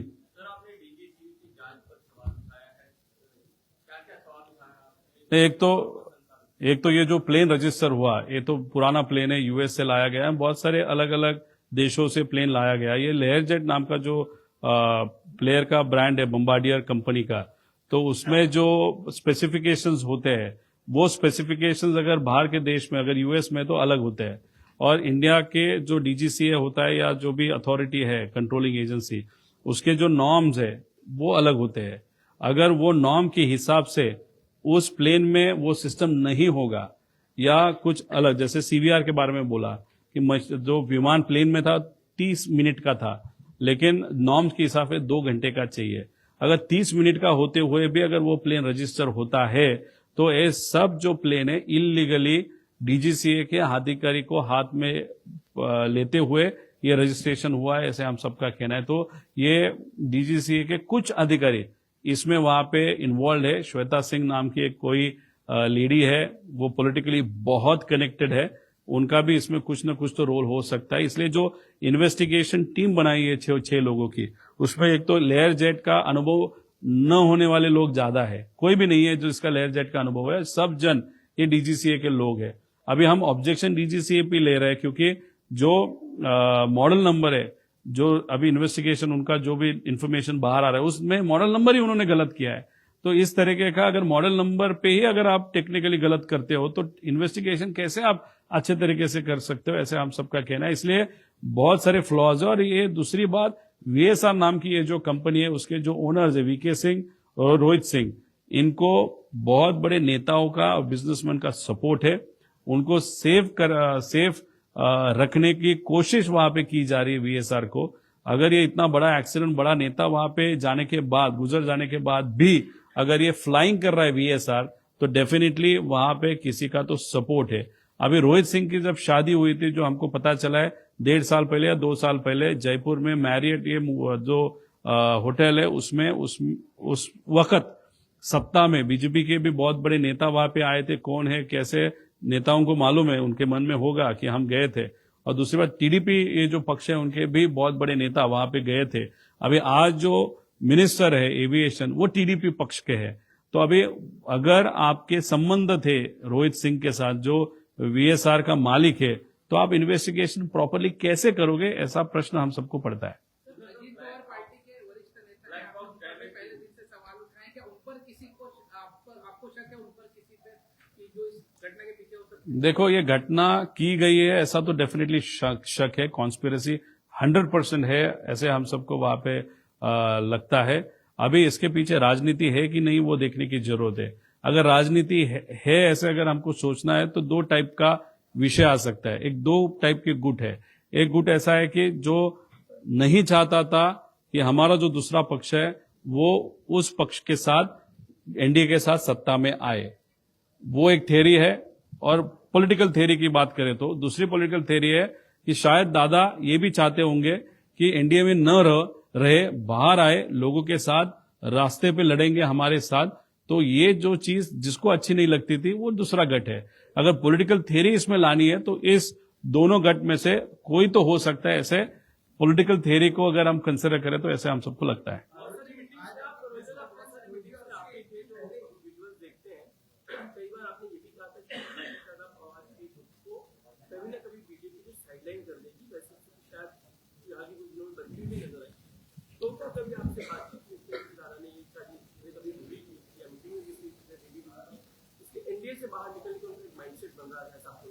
नहीं, एनडीए के साथ रहना है कि बाहर निकलना है, ये तो दादा में और हमारे में हुई चर्चा है।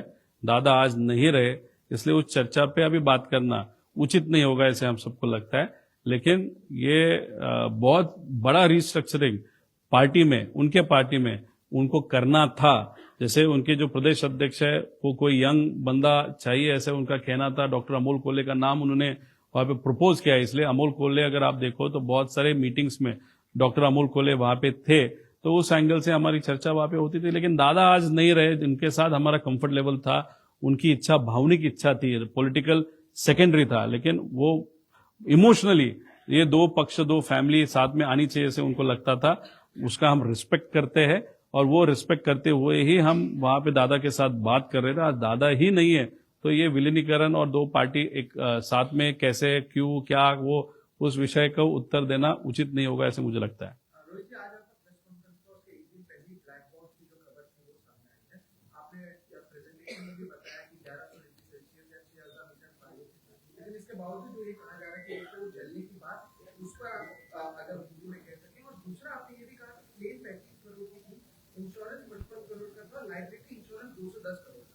इससे आप क्या कहना चाह रहे थे, इशारा क्या था अगर वो भी आप हिंदी में? देखो, लाइबिलिटी अगर आप देखो तो लाइबिलिटी ऐसे होती है कि प्लेन में जो ट्रैवल कर रहे थे उनको उसका बेनिफिट होगा।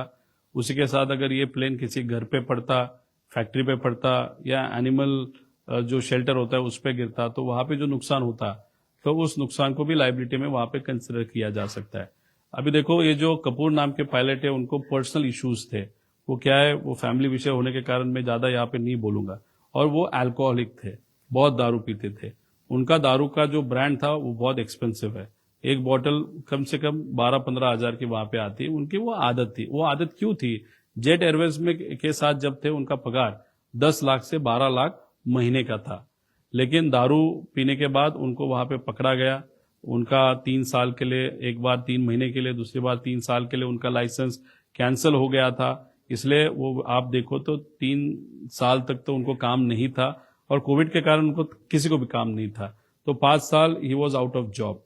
उनके पास दूसरा कोई ऑप्शन नहीं था। ये वीएसआर कंपनी को ज्वाइन करना था। उनकी सैलरी शायद 3-3.5 लाख और एक बार अगर प्लेन आप फ्लाई करोगे तो 20-25 हजार उनको मिलता था। तो कोई भी बड़े जो एक पायलट होता है उसके लिए ये डिमोशन होता है। इमोशनली वो डिस्टर्ब थे, पर्सनल विषय था ही।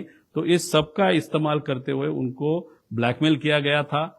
किसने किया गया था, क्यों किया गया था, और उसके एंगल अगर ये लायबिलिटी इतना बड़ा होगा तो उनके मन में फैमिली को कुछ मदद हो सकती है, वो भी विषय वहां पे आते होंगे। इसके कारण ये चीज हुआ है क्या, ऐसा हम सबका डाउट है। और दूसरा प्रश्न क्या था, ब्लैक बॉक्स के बारे में देखो 1100 इज एवरेज, लेकिन अगर आउटर पार्ट देखो वो 1600 डिग्री सेल्सियस का अगर टेम्परेचर हो और 1100 ओवरऑल एवरेज की बात करें, वो भी 1 घंटा कंटिन्यूअस आग में डाल दिया 1100, तो प्रॉब्लम आ सकता है। इसलिए बाहर का जो आउटर लेयर है टाइटेनियम का है, 1600 डिग्री सेल्सियस तक टेम्परेचर वो ले सकता है। उसके अंदर एक है, उसके अंदर मुझे प्लेन जिस मटेरियल का बना होता है वो मटेरियल सबसे अंदर होता है, उसके अंदर वो टेक्निकल जो डेटा होता है वो होता है। इसके कारण ये जो बता रहे वो बहुत गलत चीज है। और आपको मैंने बताया कि जो रजिस्टर किया जाता है प्लेन, जो यूएस से आया था उसमें 30 मिनट का रिकॉर्डिंग वहां पे था और जो डीजीसीए नॉर्म्स है वो 2 घंटा बोलते हैं। तो वहां पे भी इनकी गलती है। तो वीएसआर को बचाने के लिए ये सब कुछ किया जा रहा है। ये इन्वेस्टिगेशन अलग लेवल तक नहीं जानी चाहिए, एक्चुअल पॉइंट तक नहीं जानी चाहिए। इसलिए कहा पे तो डीरेल ये इन्वेस्टिगेशन को करने की कोशिश कर रहे हैं कि ऐसे हमसे। और ये बात हमने बोली थी कि ब्लैक बॉक्स का कारण लाएंगे, और जो हमने बोला उसमें से 6-7 चीजें वहां पे हुई है। इसलिए डाउट और ज्यादा बढ़ते जा रहा है।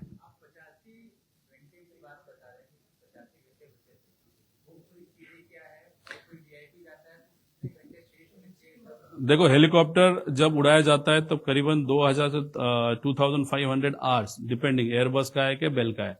अगर आप प्लेन की बात करें तो 5000 आवर्स का इंजन का लाइफ होता है। मतलब वो 5000 तक गया तो इंजन कितना भी अच्छा हो तो निकालना होता है, वो बदलना होता है। That is a norm. तो ये जो 5000 उसका लाइफ था।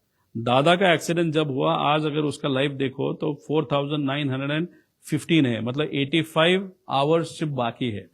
अगर वीआईपी, अगर हम ट्रैवल करते हम भी देखते हैं 500 घंटा बाकी है क्या, 600 घंटा बाकी, हम देखते हैं।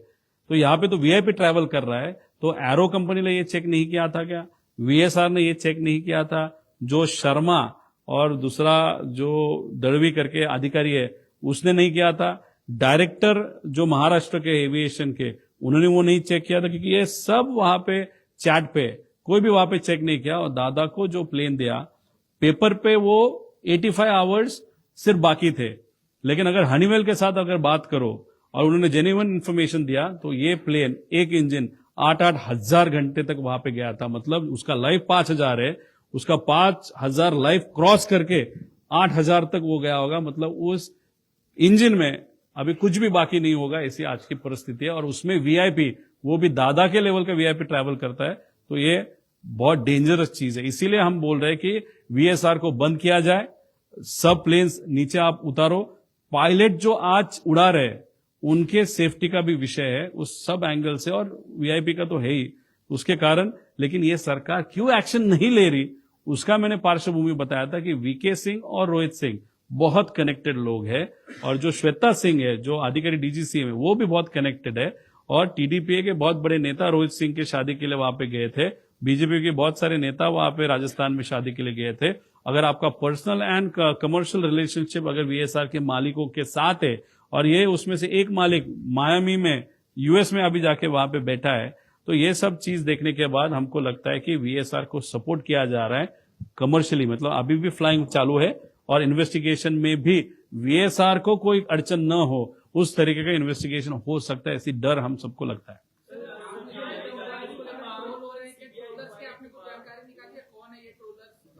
अभी ये ठक्कर नाम का है, क्या नाम उसका, सुमित ठक्कर नाम का एक ट्रोलर है, वो ऑफिशियली बीजेपी का ट्रोलर है। उसके पास अगर आप देखो तो मेरा आधार कार्ड उसने ट्वीट किया है। अभी हम इंफॉर्मेशन किस तरीके से निकाल रहे हैं, उसके लिए क्या कष्ट लेना पड़ता है वो हमको मालूम है।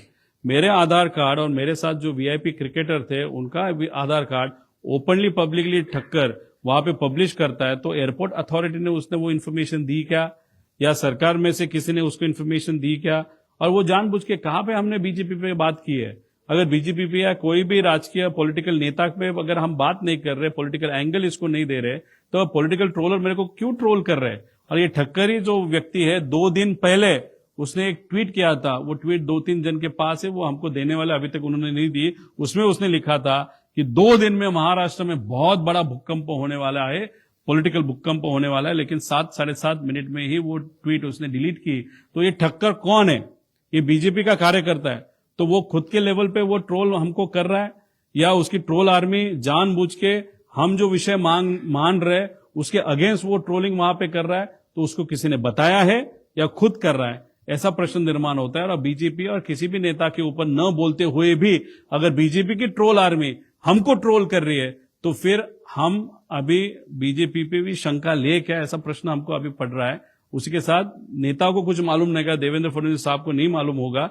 देवेंद्र फडणवीस साहब को मुझे कहना है, ये लोगों को जरा कंट्रोल कीजिएगा, नहीं तो ये आगे जाके लोगों को भी ऐसा लगना चालू हो जाएगा, या हमको भी, कि दूसरा एंगल इस विषय को बीजेपी के साइड से है कि नहीं। इसलिए ये चीजें ट्रोल के एंगल से हो रही है, इसके कारण हमको शंका वहां पे बढ़ रही है। वो कैश बॉक्स नाम की जो कंपनी वो अलग ट्रोल कर रही है, वो ठीक है, वो छोटा मोटा कर रही है, उनकी ताकत उतनी बड़ी नहीं है, लेकिन बीजेपी की ट्रोल की ताकत बहुत है। और वो मेरे खिलाफ अगर ट्रोलिंग कर रहे हैं तो शंका तो वहां पे लेने की वहां पे गुंजाइश है, ऐसा लगता है। डोनाल्ड ट्रम्प का आपने आधार कार्ड तैयार किया था कुछ दिन पहले, उसके बाद आपके ऊपर कार्रवाई नहीं हुई। सभी ठक्कर जिस तरह से आपकी डिटेल जो है वो पब्लिकली कर रहा है, तो क्या उसके ऊपर कार्रवाई होनी चाहिए, बात करेंगे आप? देखो, मैंने वहां पे बता के किया था कि ये चीज होती है, और मैं करके दिखाता हूं कि ये डेमोक्रेसी के लिए बहुत घातक है। यहाँ पे ओरिजिनल मेरे आधार कार्ड वहां पे डाले हैं, हमने ट्विटर को वहां पे कंप्लेन की, ट्विटर ने उन पे ऊपर एक्शन ली, कोर्ट में भी हम जाने वाले हैं। लेकिन ये चिरकुट 10 पैसे वाले लोगों पे इतना समय क्यों वेस्ट करना, उसके कारण ज्यादा हम आगे नहीं जाएंगे। लेकिन विषय इतना ही है कि सरकार इसके बारे में कुछ नहीं करेगा। बहुत खास ट्रोल है ये, बहुत ताकत है इसके पीछे, और इसके माध्यम से करीबन 500 अकाउंट अलग अलग वहां पे चलाए जाते हैं। तो ये बीजेपी का खासम खास व्यक्ति, उसके ऊपर एक्शन शायद वो नहीं लेंगे, और हम बोलेंगे भी नहीं। लेना है तो उनको लेने दो, नहीं तो लोगों को पता चल गया कि मेरे को कौन ट्रोल कर रहा है, क्यों ट्रोल कर रहा है, वो डेफिनेटली लोगों के मन में अभी शंका चालू हो गई। साथ में बाकी के नेता भी थे और थोड़ा सा सीबीआई जांच की मांग क्या बिल्कुल उचित है, ये एजेंसी कर सकती है? आप जिस तरह की जांच की स्ट्रक्चर की मांग कर रहे हैं, क्या देखो, ये जो ट्रोल है उसकी हिम्मत देखो, उसने कभी ट्वीट किया है, उसको मुझे बताता हूं, तू ठक्कर है क्या, कौन है, कहां से, वो नहीं मालूम। हम महाराष्ट्र के लोग हैं, वेलकम बोला है, वेलकम बोला है। अभी वेलकम, हम तो वेलकम आपका करेंगे, लेकिन मराठी मानू से देखेंगे आपको स्वागत किस तरीके से आपको चाहिए होगा। आपको पीछे सरकार है, ताकत है, पैसा है, हमारे पीछे हमारे लोग हैं, हम दिखाएंगे हमारी ताकत क्या होती है। इस सवाल सीबीआई जांच की मांग से जुड़ा हुआ है और आप जिस तरह की स्ट्रक्चर की मांग कर रहे हैं कि फॉरेन कंपनी वो जगह बेटर इन्वेस्टिगेट कर सकते हैं। सीआईडी जब भी ये सीआईडी ये महाराष्ट्र की एजेंसी है, उनको काम क्यों दिया गया है, बिकॉज उसको एक क्रिमिनल एंगल है, इसलिए सीआईडी का नाम आगे आया था। जो टेक्निकल इन्वेस्टिगेशन है वो डीजीसीए के माध्यम से वहां पे किया जा रहा है, वो जो उनकी एक अलग बॉडी है वो। और अभी देखो, जब महाराष्ट्र की एक आध एजेंसी सीआईडी काम कर रही है, तब अजय दादा का पक्ष बोल रहा है कि नहीं, अभी सीआईडी ठीक है, अभी सीबीआई को दे दो, मतलब केंद्र सरकार को वहां पे दो।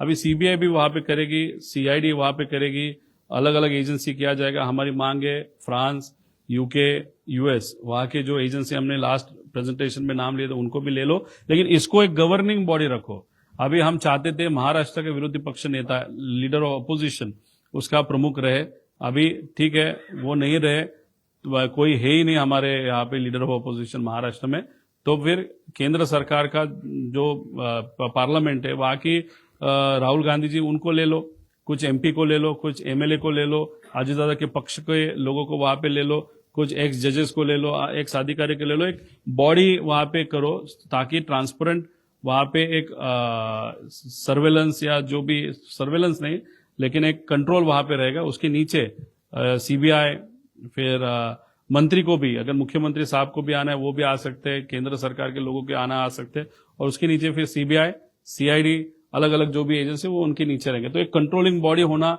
बहुत इंपॉर्टेंट है, क्योंकि जिस तरीके से आज तक इंक्वायरी हुआ, इन्वेस्टिगेशन हुआ, वो अच्छी तरीके से नहीं हुआ ऐसे हम सबको दिखता है।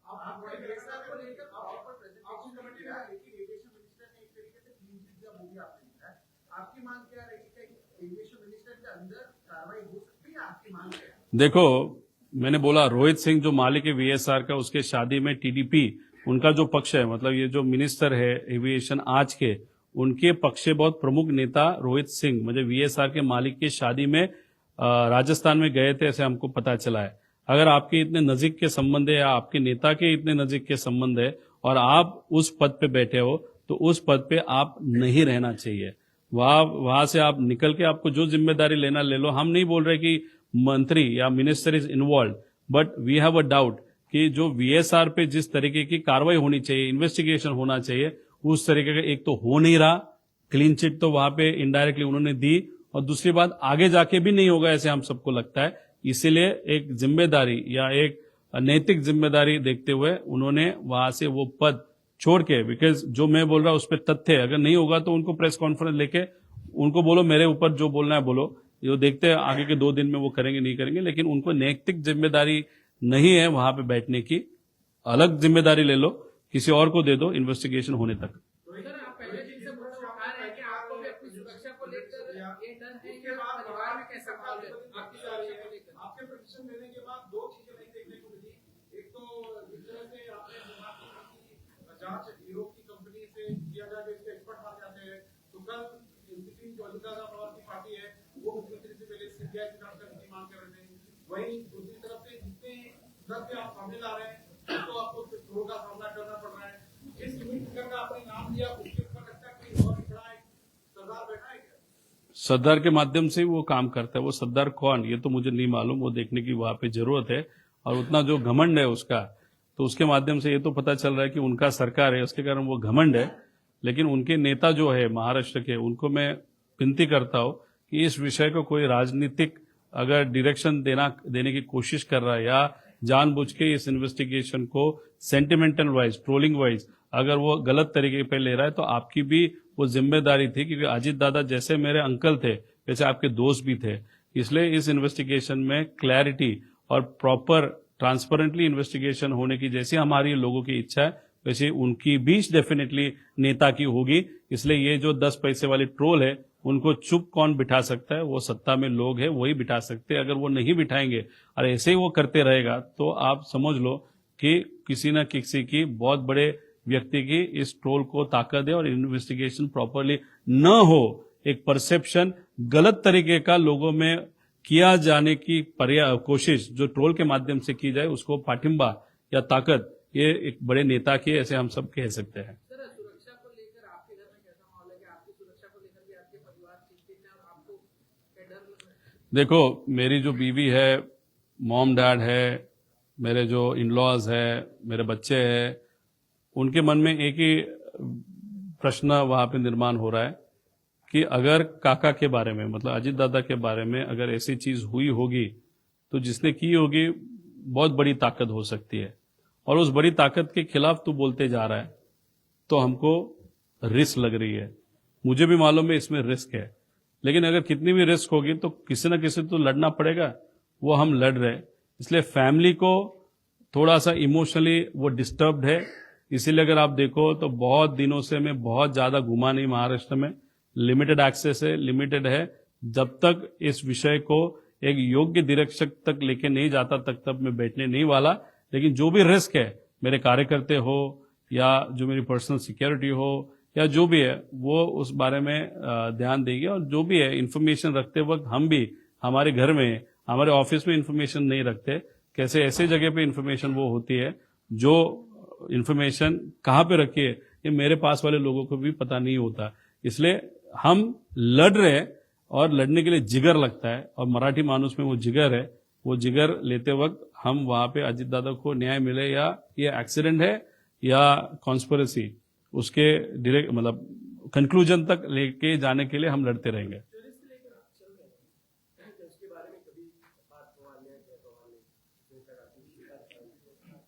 देखो 13 दिन जब तक हम साथ में थे तब चर्चा होती थी, पार्थ और जय के साथ चर्चा होती थी। उनके मन में भी जिस तरीके से बातचीत हमारी हुई उससे पता चलता है कि उनके मन में भी डाउट है, काकी के मन में डाउट है, लेकिन वो बहुत ही इमोशनली डिस्टर्ब थी शुरुआत में। अभी 13 दिन के बाद मेरा एक भी बात न फोन पे न व्यक्तिगत लेवल पे वहां पे उनके साथ हुई। कि प्रेजेंटेशन जो भी है, मेरे दोस्त, मेरे पहचान के लोग, जो शुभचिंतक है और हम सब ने मिलकर ये प्रेजेंटेशन वहां पे कर रहे हैं। इसलिए इसके लिए कोई भी सत्ता में से कोई भी हमको मदद कर रहा है ऐसे नहीं, लेकिन हमारे लेवल पे जो भी हम कर रहे हैं वो सिर्फ दादा के प्यार में, रिस्पेक्ट में, क्योंकि वो बड़े नेता थे और हमारे रिलेटिव थे, उस एंगल से हम ये सिर्फ चीजें कर रहे हैं। उनकी अपनी कहा कि चार काम पूरी तरह से सुरक्षित है, लेकिन ब्लैक बॉक्स पूरी तरह से जिस तरह से सामने इंफॉर्मेशन आ रही है कि वो विश्वास का है। अब तक के इतिहास में 50-50 साल पुराने जो आपने उसके ब्लैक बॉक्स सुरक्षित मिले हैं कहीं यहाँ पे। इसलिए तो हम डाउट ले रहे हैं कि ब्लैक बॉक्स से एक तो कुछ नहीं हो सकता, technically it is not possible, क्योंकि ये जो एक्सीडेंट अगर आप देखो वहां पे पेपर भी आधे जले थे या न जले थे, और अगर कोई भी चीज को कंटिन्यूसली 1 घंटा अगर वो 1100 डिग्री सेल्सियस का टेम्परेचर मिलेगा तो ब्लैक बॉक्स को कुछ हो सकता है। दूसरी बात, ब्लैक बॉक्स के थोड़े से आगे जहां पे दादा बैठे थे नहीं तो वहां पे टॉयलेट होता है, उस टॉयलेट के पीछे एक बड़ा जगह रहता है जहां पे बैग रखी जाती है, वहां पे 2 कैन पेट्रोल के वहां पे रखे थे, ऐसा हम सबको कहते हैं, जो इलीगल है। और वो पेट्रोल के कैन जो इलीगली रखे होंगे तो उन्होंने बॉम्ब की तरह एक्ट किया, और वो पहले ब्लास्ट हुए और उसके बाद फिर वो विंग में जो पेट्रोल था वो वहां पे ब्लास्ट हुआ। इसलिए इस सब विषय में हमको शंका लगती है, और जिस तरीके से इन्वेस्टिगेशन हो रहा है उसमें भी हम शंका तो ले ही रहे हैं।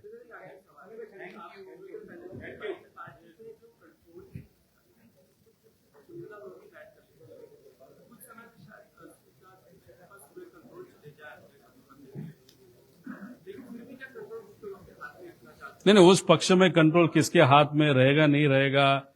35 एमएलए ने ही क्यों सिग्नेचर किया, बाकी एमएलए ने क्यों सिग्नेचर नहीं किया, उसी के साथ जो पदाधिकारी है 90% पदाधिकारी ने सिग्नेचर किया, 10 कौन है जिसने सिग्नेचर नहीं किया, ये सब विषय